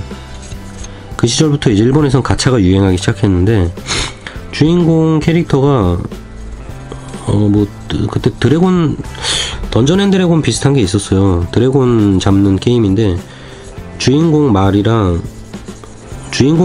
이제 대부분 적 공룡 같은 게 이제 고무 인형으로 들어있었는데, 얘네가 너무 이쁜 거예요. 그리고 나중에 이제 SD 간담이나 뭐 강시 게임 같은데 주인공들도 이제 고무 인형으로 피규어가 들어있었는데, 얘네들이 너무 이쁜 거야, 디자인이. 그래서 도색을 하고 싶더라고요. 그 설명서에 보면 도색이 돼 있었거든요. 매뉴얼에는 도색이 돼 있기 때문에 저는 당연히 에나멜로 도색을 하면 이쁘겠다 싶어서 이제 에나멜로 칠을 했습니다. 에나멜로 칠을 했는데 아시는 분들은 아실까요? 에나멜은 우레탄 고무 위에 칠하면은 네, 영원히 건조가 안됩니다. 고무 제품에 칠하는 페인트는 따로 있습니다. 우레탄 계열 도료를 써야 돼요. 그래서 그걸 모르고 에나멜로 예쁘게 칠했다가 시간이 지나도 얘가 마르질 않고 계속 끈적끈적 거리는 거예요. 그래서 나중에 망칩니다. 망치고 그걸 이제 석유로, 요즘에 소위 말하는 신라탕이라고도 하는데, 석유에 넣어서 열심히 빨아버립니다. 그래서 에나멜을 다 닦아내고요. 끈적끈적한 걸 다 닦아내고, 그 시절에는 라이터 기름에 대한 개념이 없었기 때문에 에나멜은 무조건 석유로 빨았습니다. 석유로. 집에 아까 말씀드렸듯이 집에 석유 곤로가 항상 있었기 때문에 석유를 조금 덜어서 거기다가 빨아서 말렸어요, 붓을. 그러다가 제가 궁금해서 한번 실험을 해봤어요. 그때 제가 도료에 대해서 여러가지 실험을 많이 해봤는데 포스터 컬러도 한번 발라봅니다. 고무인형에 포스터 컬러 역시 안 발려요. 그래서 집에 아버지가 갖다 놓은 그 아크릴 도료가 있어서 혹시 이건 발리지 않을까 하고 아크릴 도료를 발라봤더니 아크릴 도료는 도색이 돼요. 그래서 야, 이거 대박이다. 진짜 유레카를 외쳤죠. 거의 이야, 이거 유레카. 뭐 초딩 때 뭐 여러가지 네, 저는 발견을 했습니다. 스스로 이렇게 발견한 거에 참 혼자 감탄했었죠. 그래서 이런 고무 재질의 페인트 칠을 하려면 이 아크릴 도료를 써야 되는구나 라는 걸 그때 알게 되고 피규어를 열심히 칠합니다. 그래서 공룡도 열심히 예쁘게 칠하고 뭐 강시 피규어도 다 칠하고 해서 되게 예쁘게 색칠을 했어요. 뭐 저는 어릴 때부터 원래 미술을 좀 잘하는 편이었기 때문에 도색 같은 게 크게 어렵진 않았었어요. 그래서 되게 퀄리티 있게 칠해서 저기 뭐 집에 오시는 부모님 친구분들이나 이런 분들이 보고 맨날 좀 놀랬었어요. 이야, 얘 이런 거 어떻게 이렇게 칠하냐고, 신기하다 막 이러면서 이제 저희 부모님도 맨날 그걸로 이제 자랑을 하셨죠. 우리 애들이 이런 걸 잘한다 하고. 이제 제가 또 나름 그 시절에 공부는 좀 못했어도 공부는 또 이제 저희 형이 잘했기 때문에 저희 부모님이 그걸로 이제 항상 다른 부모님들과 이제 기싸움 할 때 항상 유리한 위치에 있었습니다. 애들 자랑하다 보면 저희를 이길 수가 없기 때문에 첫째는 그림 잘 그리지, 맨날 상 받아오지, 저기 우등상 맨날 타지, 맨날 반장하지, 그리고 맨날 반장하고 키도 커가지고 여자친구들한테 인기가 많아서 맨날 막 5학년 6학년 누나들이 저희 집에 와가지고 저희 형하고 데이트하려고 맨날 집에 있냐고, 자연농원 놀러가자고 맨날 그렇게 들이댔었습니다. 지금 생각으로 보면은 그 시절에 저희 집에 저희 형은 이제 꼬시려고 놀러오던 누나들이 좀 노는 누나들이야. 나름 초딩 중에는 좀 까진 누나들이었어요. 그래갖고 왔다가 맨날 저보고 귀엽다고 하고 막 머리 쓰다듬고 가고 막 이랬는데, 어쨌건 뭐 그런 상황이기 때문에 도색이 그렇게 어렵진 않았었습니다, 어릴 때. 근데 그러다가 마스킹이란 거를 제가 터득하게 됩니다. 마스킹. 그러니까 붓으로 이제 계속 칠하는데 붓으로 칠하다 보니까 자꾸 삐뚤삐뚤하게 칠해지는 거야, 이게. 그래가지고 이거 좀 어떻게 깔끔하게 칠할 수 있는 방법이 없을까 하고 잔머리를 겁내 굴리다가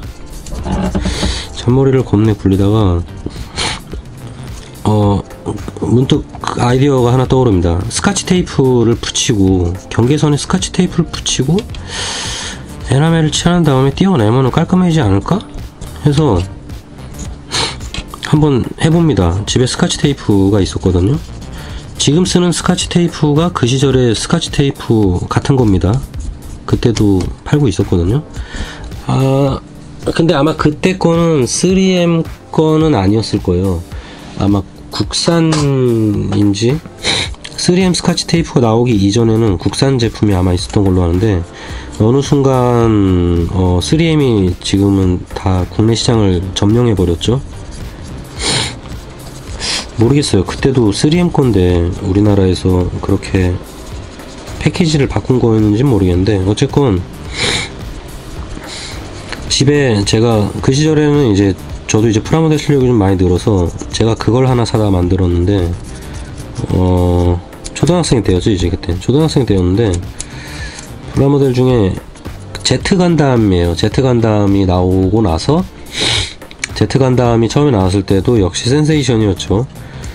변신 합체가 되니까 막 코어파이터가 변신이 되고 막 열리고 막 난리가 났었어요. 지금 생각해도 그 당시 그 MG급이죠.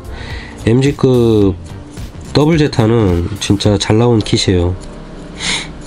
근데 그게 나오고 조금 있다가 변신은 안 되는데, 지금 그렇지만 HG급이겠죠. HG급으로 더블 제타, 뭐지? 더블 제타 커스텀이야 뭐야?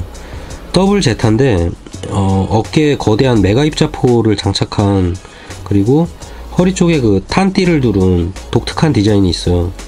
거기에 재밌는 게 스프링이 들어있어서 압축 스프링으로 이제 동력선도 재현이 돼 있고요. 아마 배꼽 쪽에서 배꼽 쪽에서 나가는 메가 입자포 같은 게 아마 동력선이 양쪽으로 2개인가 4개인가 이렇게 압축 스프링으로 재현이 되어 있었고요. 그것도 퀄리티가 상당히 좋았고, 그 다음에 어깨 쪽에 엄청 거대한 메가 입자포인가? 메가 입자포 맞나? 정식 명칭은 지금 기억이 잘 안 나는데, 아무튼 거대한 포가 들어 있었고요. 얘가 기본적으로 강화 장갑을 입고 있습니다. 제가 지금 이름 까먹었는데, 뭐 지금도 아마 계속 나와요. 그 시리즈도 아마 나올 텐데, 아무튼 그 중무장한 제트 간담 버전이에요. 대신 변신은 안 돼요. 변신은 안 되는 모델이었지만 그 중무장한 포스가 너무 멋있어가지고 그 당시에 되게 핫한 키트 중에 하나였습니다. 근데 그놈을 사서 만드는데, 이제 다 만들었는데 제 기억으로는 걔가 팔 부분의 앞쪽이 검은색으로 투톤으로 도장이 돼 있어요. 도색을 해야 되는데 프라모델은 구현이 안 돼 있고 그냥 흰색으로만 통 사출이 돼 있었거든요. 그래서 그 흰색으로 통 사출된 부분을 갖다 제가 앞부분에 검은 에나멜로 칠하려고 그랬는데, 그냥 칠하자니 깔끔하게 안 나올 것 같아서 이제 스카치 테이프를 붙이고 색칠을 해봅니다. 그러고 스카치 테이프 붙였다가 나중에 마른 다음에 딱 떼었더니 칼로 자른 듯이 깔끔하게, 네, 그게 되는 거예요. 마스킹이란 개념을 그 당시에 이제 용어도 몰랐고 마스킹이란 개념 자체를 생각을 못하던 시절인데, 그때 그렇게 하고서 이야 이것도 유력하다 대박 이러고 이제 스스로 발견을 한 거예요. 어떻게 보면 저도 진짜 프라모델 불모지인 시절에 스스로 집에서 막 다양한 실험을 하면서 독학을 한 그런 케이스죠. 그래서 앞부분을 되게 깔끔하게 도색을 하고 상당히 훌륭하게 이제 완성을 하게 됩니다. 그래서 그 제타 간담은 지금도 잊을 수가 없어요. 그때 너무 만들고 저 스스로도 되게 감동을 받아가지고 퀄리티가 너무 이쁘게 나와서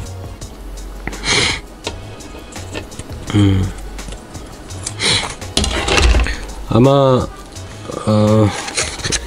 제 기억으로는 이런 식이었을 거예요. 그 앞부분이 뭐 약간 뭐 이런 디자인이었나? 뭐 기억이 잘 안 나는데 이런 거였나? 이게 주먹이 이렇게 있고 이렇게 있는데 이 앞부분을 이렇게 검은색으로 칠해야 돼요. 이 앞부분을 이렇게 검은색으로 딱 도색을 해야 되는데 이게 깔끔하게 나오기가 쉽지 않잖아요. 붓으로 칠하면. 자, 요런 부분이었죠. 그래서 제가 여기다가 이제 딱 스카치 테이프를 붙여가지고 쫙 스카치 테이프를 붙여서 칠하고 딱 뜯어내가지고, 네, 제 인생 최초의 마스킹에 대한 개념을 이해하고 최초로 마스킹 도색을, 네, 성공하게 됩니다. 물론 붓도색이죠.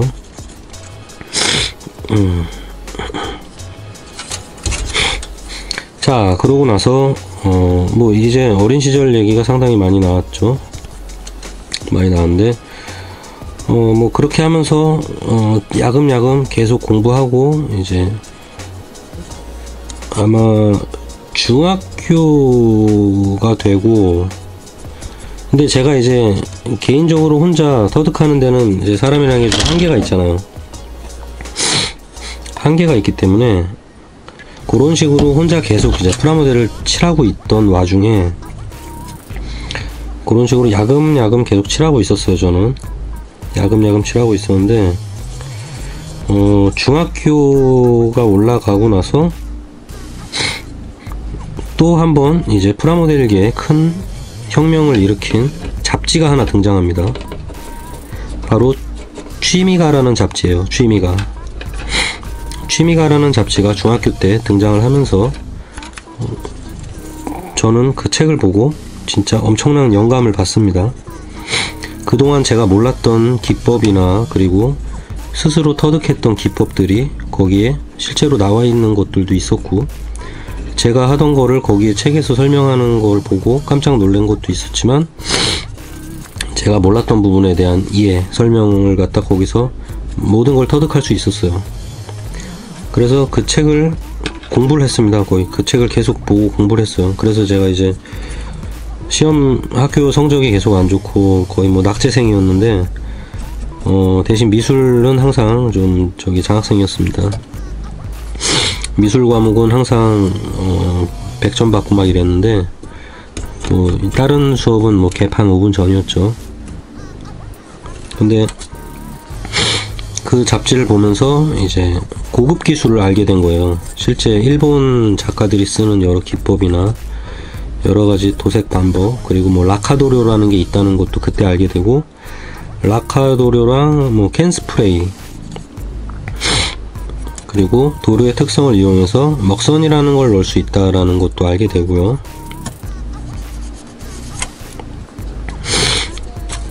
그리고 그 시절에 또 유행했던 재밌는 프라모델이 하나 등장하는데, 그게 바로 미니 4구입니다. 미니 4구가 등장하면서, 그거는 더 그 전이군요. 네, 초등학교 때였죠. 초등학교 때구나. 참, 제가 초등학교 5학년 때부터 미니 4구가, 5학년 6학년 때부터 이제 미니 4구가 수입 프라모델 샵에서 유행을 하기 시작하는데, 그 당시에는 수입 프라모델 샵들은 멀티샵이나 이런 명칭이 존재하지 않았기 때문에 국산 제품만 파는 가게 프라모델 샵은 실제로 한국 샵 중에는 프라모델만 전문으로 파는 샵 자체는 존재하지 않았었어요. 거의 저희 어릴 때는 이제 수입 프라모델만 갖다가 파는 취미 샵이죠. 프라모델 전문 샵들이 생겨나기 시작을 했어요. 그 시절부터 점점 생겨나기 시작했는데, 반다이, 타미야, 뭐 요런 제품들, 뭐 레벨 거, 뭐 외국 북미 유럽 제품들 것도 많이 팔았는데, 레벨 뭐 이탈레리 거 뭐 이런 거를 갖다 이제 주로 갖다가 파는 전문 수입 샵이었어요. 거기에 타미야 제품 중에 이제 미니 4구가 등장을 하면서 선풍적인 인기를 끌게 됩니다. 물론 그 이전에도 이제 타미야라는 회사에서는 RC 쪽으로 거의 뭐 RC 전문 샵들이 있었어요. 그런 샵들이 RC도 팔면서 이제 수입 프라모델도 같이 갖다 놓고 팔고 있었는데, 제가 단골로 오래 거래를 하던 집은 그거 역시 이제 마포 쪽이나 그쪽 아현동 사시는 분들은 아마 얘기 들으면 아실 겁니다. 그 시절에 살던 분들은 청운과학이라는 곳이 있었어요. 청운과학이라고, 청운초등학교인가 아마 거기? 마포 쪽에서 그 염리동 쪽으로 건너가가지고 언덕 꼭대기에 있는 청운초등학교에 있는 앞에 있는 과학사였는데, 그때는 이제 과학사라고 불렀거든요. 그런 수입 프라모델 파는 곳이 명칭이 정확히 없었기 때문에 그 시절에는 무슨 과학이라는 이름을 붙였었어요, 항상. 그래서 과학이라는 이름이 들어간 샵은 거의 수입 프라모델이랑 RC카랑 이런 걸 취급하는 곳이라고 그 시절에는 암암리에 그런 구분이 있었습니다. 네이밍으로. 뭐 마포 쪽에 마포 신촌 쪽이었죠. 신촌 쪽, 2대 신촌 그 언덕배기 쪽, 그쪽에 스카이과학이라는 곳이 있었고요. 아직 스카이과학은 아마 아직도 있던가? 아마 아직도 있는 것 같던데, 거기 스카이과학이라고. 거기도 제가 어릴 때 조금 종종 다녔는데, 거기는 이제 프라모델보다 RC 비행기 헬기 이쪽 전문이라서 제가 자주는 안 갔었고요. 그리고 아마 스카이과학 옆에 옛날에 무슨 관광오락실이라고 있지 않았나? 어쨌건 그 아까 다시 염리동 쪽이라는 데 가면은 이제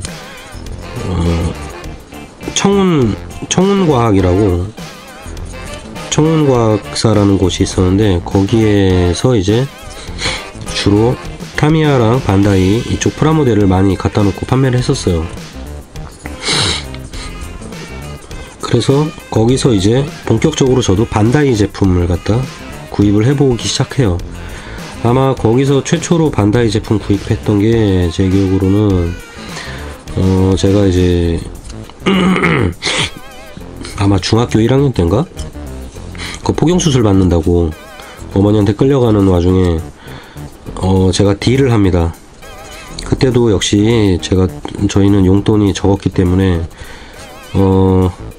미니 사구만 맨날 가지고 놀면서 이제 그 청운과학을 들락날락 거렸는데, 프라모델 중에 패트레이버라는 프라모델이 나오게 돼요. 근데 박스를 열어봤는데 완성품 사진도 그렇고 내용물이 장난이 아닌 거예요. 안에 뼈대를 만들고 겉에다 고무를 씌우는 거의 뭐 놀라운 그런 메카닉 구조를 갖고 있는 거예요, 이 프라모델이. 제 기억으로 아마 그 당시 가격이 비쌌습니다. 그 당시에도 반다이 프라모델은 비쌌기 때문에 아마 제 기억에 한 22,000원인가? 그때 또 비싸게 팔았어요. 수입이 많이 안 되는 시절이라. 아마 제 기억에 그때 그 패트레이버 가격이 22,000원이었던 것 같아요. 22,000원이었는데 저 중학교 때는 정말 큰 돈이었습니다. 제가 모을 수 없는 돈이었기 때문에 만원 단위는 뭐 거의 제 수중에 넣을 수 없는 돈의 단위였습니다. 그래서 포경 기침. 잠시만요.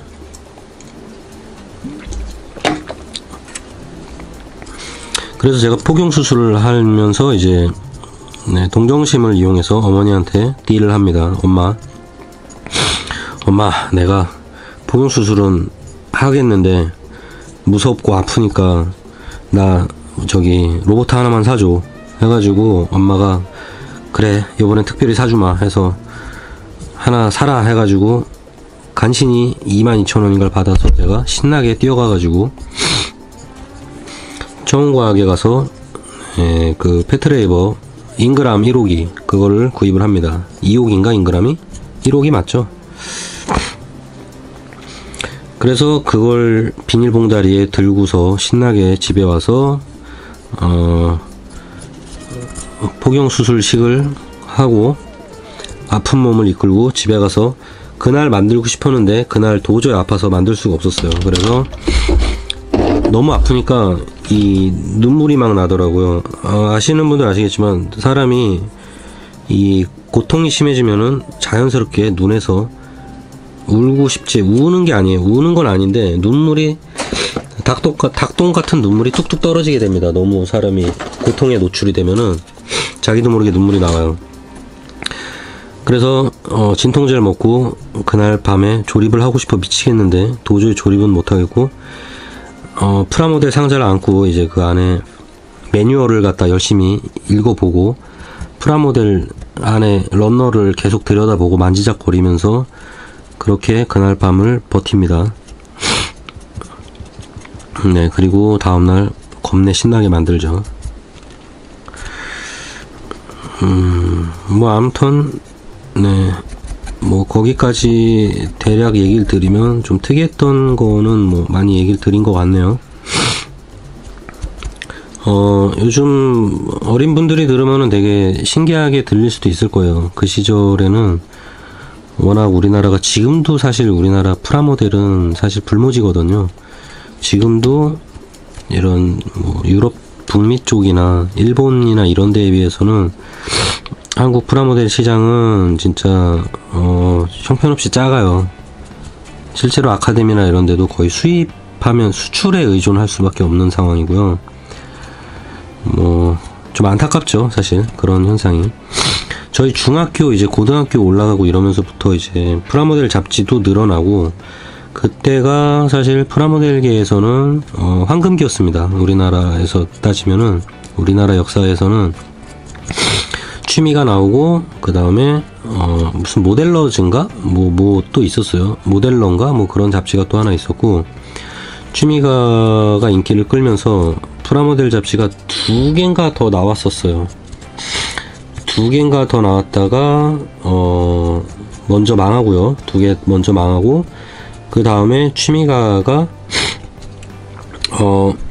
취미가 모델러, 취미가 하면 뭐 이제 편집장님 이름이 생각이 나네요. 되게 실력이 좋은 모델러 분인데, 뭐 외국에서 상 뭐 싹 쓸고 외국에서 상 많이 받고 막 이런 분이었는데, 스케일 모형 잘 만드시고. 잠깐만, 이름이 갑자기 생각이 안 나네. 편집장 이름이 갑자기 편집장님 이름이 생각이 안 나네. 뭐였지? 아이고, 아무튼 있어요. 아무튼 유명한 분인데, 그분이 붓도색도 충분히 가능하다라는 코너를 한번 연재를 했었는데, 제가 그때 보고 그 전까지는 이제 캔 스프레이에 의존하다가, 제가 초기에 에어브러시가 없었기 때문에 붓도색은 무조건 안 돼 라는 입장이었어요. 저는 붓도색 같은 건 야 쓰레기야 쓰레기 막 이러면서 무조건 에어브러시나 야 캔 스프레이 써야 돼 막 이러고 있었는데, 그때 특별 기획으로 그 편집장님이 붓도색 특집 코너가 있었어요. 붓도색으로 F14 톰캣, 그것도 엄청 거대한 사이즈 킷인데, F14 톰캣을 붓도색만 가지고 전체 도색을 완료하는 코너가 있었는데, 퀄리티 보고 나중에 진짜 기절했습니다. 그러니까 엄청 넓은 면적이라도 에나멜, 아마 에나멜 붓도색을 했어요. 회색으로 기체 전체를 칠하는데, 차분하게 이제 시간을 가지고 이제 크로스로 겹치면서 에나멜을 묽게 해가지고 이쪽으로 한번 칠하고 이쪽으로 한번 칠하고 그런 식으로 계속 겹치면서 도색을 하면은 얼마든지 불가능한 건 아니다라는 걸 이제 알려주는 강좌가 있었는데, 그걸 보고 제가 한번 따라해 봤거든요. 그때 이제 붓도색에 대한 좀 통찰력이 제가 좀 올라갔어요. 그래서 붓도색도 절대 불가능한 게 아니다라는 거.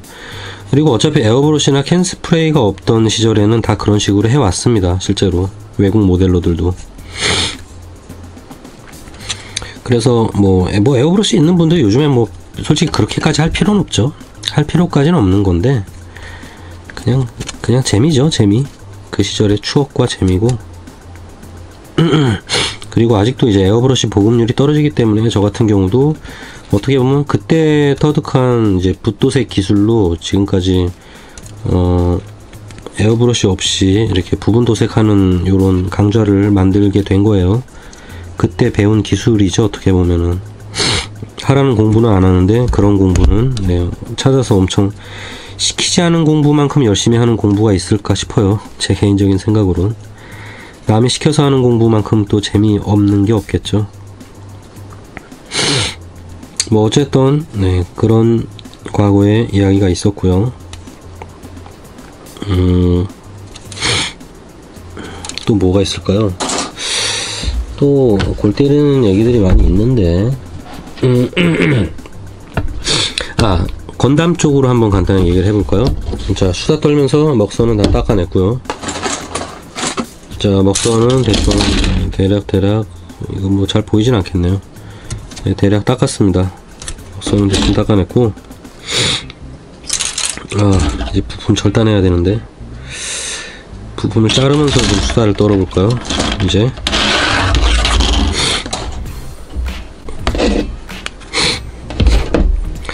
자, 이제 중학교 시절로 한번 제 이야기를 한번 드려보겠습니다. 중학교 시절이 되면서 제 프라모델 제작 실력은 이제 일치월장하게 됩니다.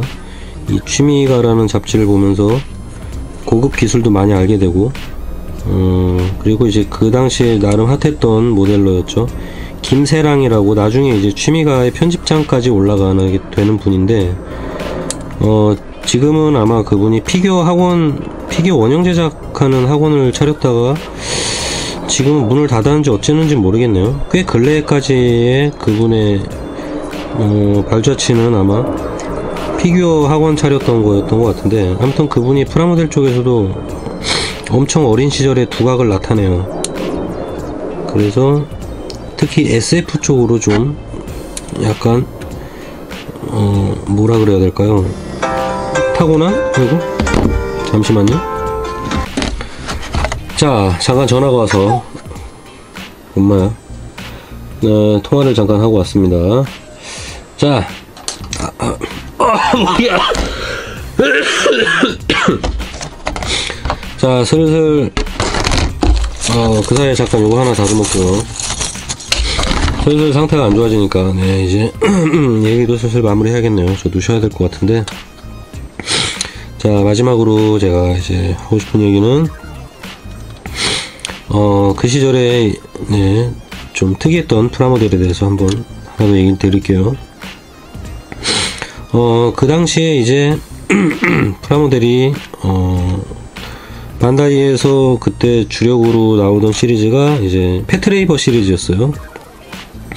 패트레이버라는 애니메이션 그 로봇 시리즈가 반다이에서 이제 좀 주력으로 몰고 있던 시절인데, 신기하게도 그 시절에는 간담보다 패트레이버가 그 당시에는 좀 핫 이슈였어요.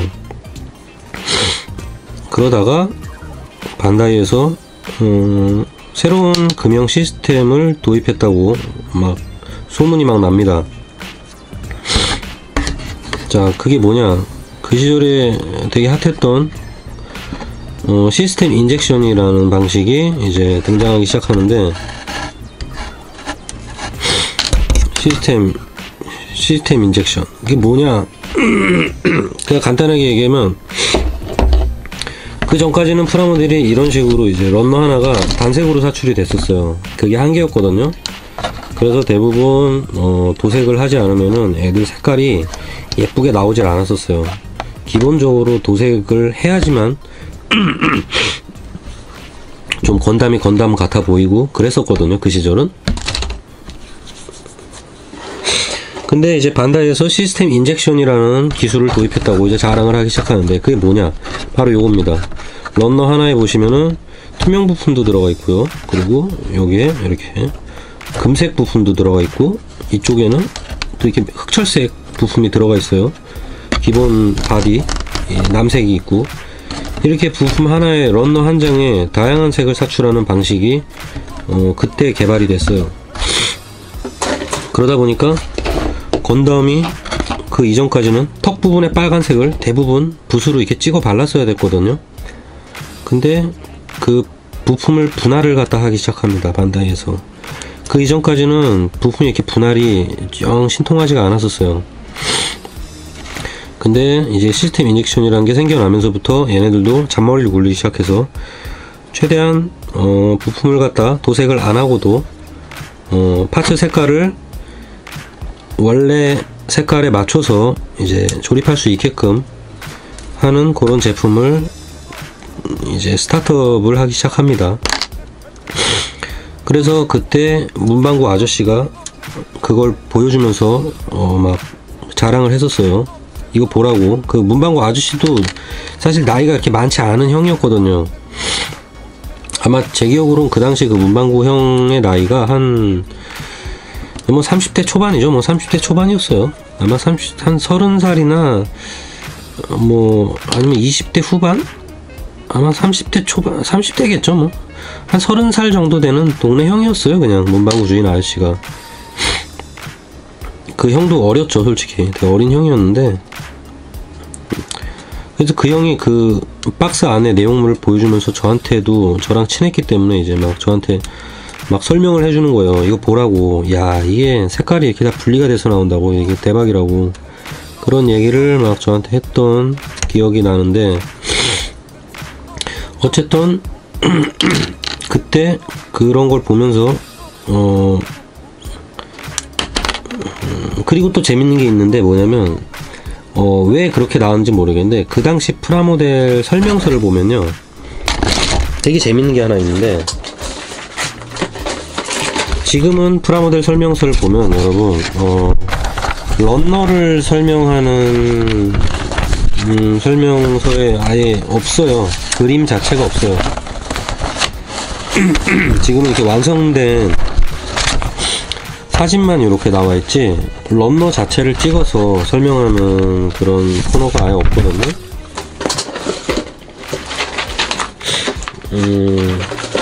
뭐 해봐야 요 정도? 해봐야 런너를 찍는다고 하면 요 정도밖에 없어요, 사실 지금은. 근데 그 당시에는 어땠냐면은, 이 런너를 칼라, 주로 이제 가이드 쪽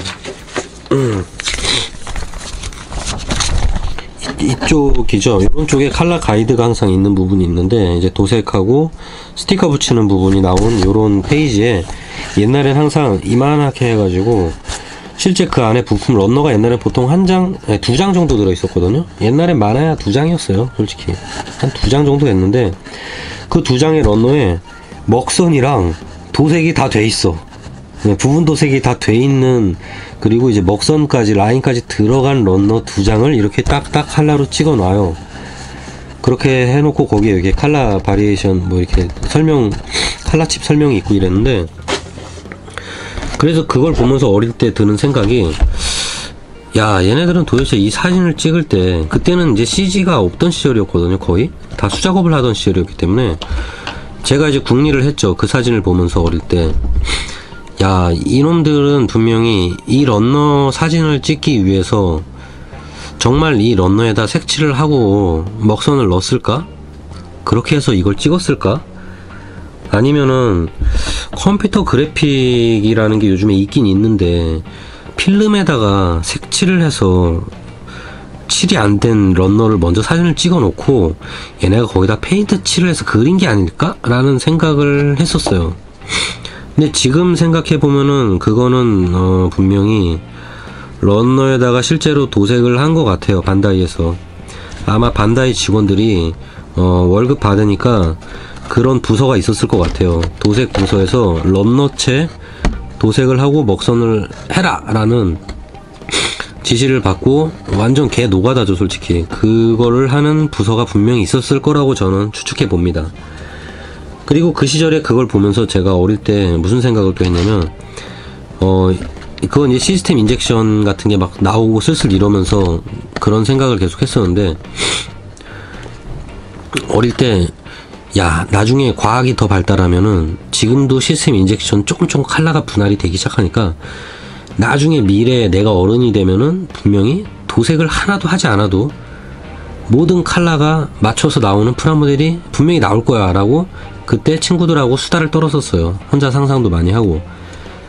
아니면은 물론 이제 시스템 인젝션이 나오기 시작하면서부터는 모든 파츠가 칼라에 맞게 구분이 돼서 아마 제품화 될 거야 라는 생각을 했지만, 그 이전에 초등학교 때 봤던 프라모델에 이제 런너가 도색된 사진을 봤을 때는, 나중에는 기술이 발달하고 그러면은 공장에서 아저씨들이 모든 부품을 갖다 런너 상태에서 모든 부품을 페인트 칠을 해서, 아니면은 이제 손으로 안 와도, 그때만 해도 이제 런너나 패드 프린팅 기술이 있긴 있었기 때문에 완성된 완구 같은 거 보면은 다 이렇게 스프레이 도색이 돼서 나왔었거든요. 그건 사람이 한 게 아니에요.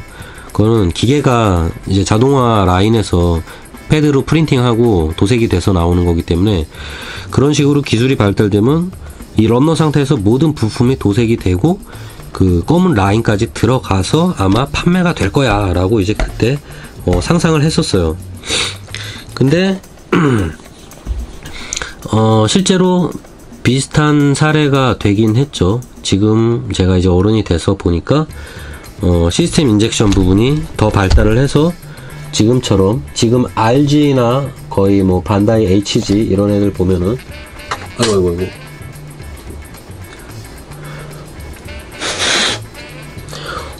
자 이제 먼지가 좀 쌓여서. 자, 그러고 나서 몇십 년 후에 이렇게 됐죠, 결국엔. 이거 제가 뭐 부분 도색 조금만 했지, 사실 사출 칼라 다 돼서 나온 거죠, 부분.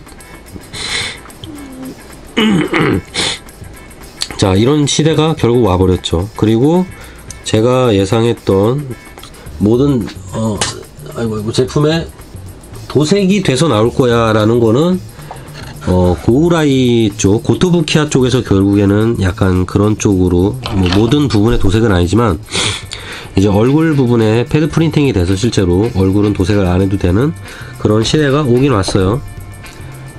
어릴 때 꿈꾸던 거는 대부분 미래가 되면은 현실로 이루어진다라는 그런 거죠. 그리고 메탈 빌드가 나오기 이전 시절에 메탈 빌드의 초창기 계보를 잇는, 계보가 아니지, 메탈 빌드의 어떻게 보면 초기 시리즈라고 볼 수 있는데, 그걸 뭐라고 하는지 모르겠는데, 그 시리즈 이름은 잘 모르겠어요, 제가. 근데 그 당시로 따지면 이제 메탈 빌드급이라고 볼 수 있는데, 거의 반쯤 완성된 상태로 출시하는 모델이 있었어요. 그 시리즈가 몇 개까지 나왔었는지는 저도 잘은 모르겠는데, 제가 기억하는 걸로는 딱 하나가 있었는데 F91입니다. F91이 스티로폼으로 이제 박스가 되고 겉에 박스 아트도 엄청 멋있게 되어 있는데, 아마 그 당시에 가격이 10만원이 제 기억으로 아마 거의 돈 10만원 했어요. 어마어마한 고가의 제품이었거든요, 그 시절로 치면은. 6만 얼마라 그랬나 그게?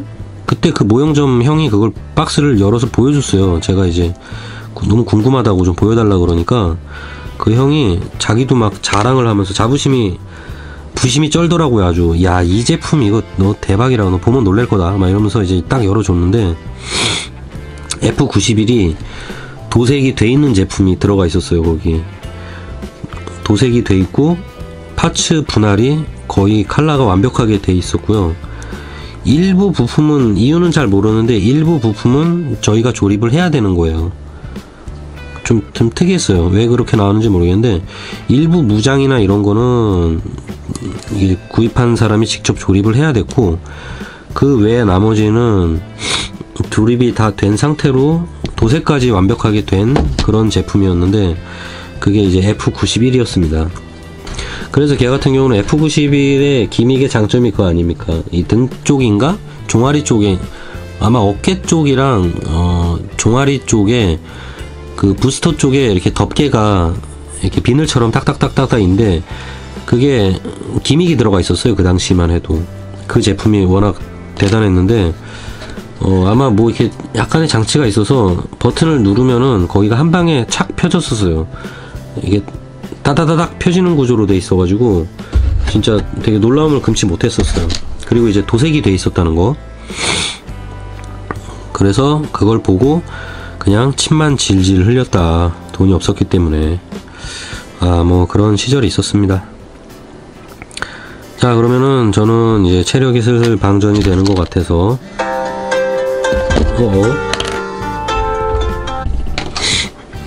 아이고. 자, 고장난 메인보드를 교체해주러, 장난 아니네요. 택배 아저씨한테 전화가 왔네요. 몸 상태가 안 좋은데 오늘 PC 조립을 할 수 있을지 모르겠습니다. 어쨌건, 자, 작업은 여기까지 하겠습니다. 자, 뭐 영상을 빨리 못 올려드려서 죄송한 차원도 있고, 제가 뭐 그동안 그냥 수다 좀 떨고 싶고, 그래서 작업하면서 한번 수다를 떨어봤습니다. 나중에 영상 제작하면 또 빨리 올려드릴 거고요. 구독자 3만 넘었는데, 아까 뭐 제가 그냥 잠깐 장난으로 대충 촛불 의식을 거행을 했는데, 나중에 뭐 정식으로 뭔가를 좀 해봐야겠네요. 뭐 이렇게 해보고 싶은 건 되게 많은데 제가 시간이 참 쫓겨서 쉽지가 않네요. 근데 여러분들 알게 모르게 여러가지 컨텐츠랑 좀 궁리 중입니다. 네, 그러면은 다음 영상도 재밌게 봐주시고요. 요번 영상은 그냥 라디오 방송이다 생각하시고 그냥 재밌게 들으셨길 바라겠습니다. 그냥 과거에 노인네들에겐 이런 세계가 있었다, 프라모델이란 이런 세계였다라는 거를 한번 얘기 드리고 싶어서 떠들어 봤습니다. 자, 그럼 저는 이만 가보겠습니다. 감사합니다. 좋은 하루 되시고요. 여러분 감기 조심하세요. 저처럼 감기 걸리면 개망합니다. 진짜 죽겠습니다. 자, 그러면 가보겠습니다.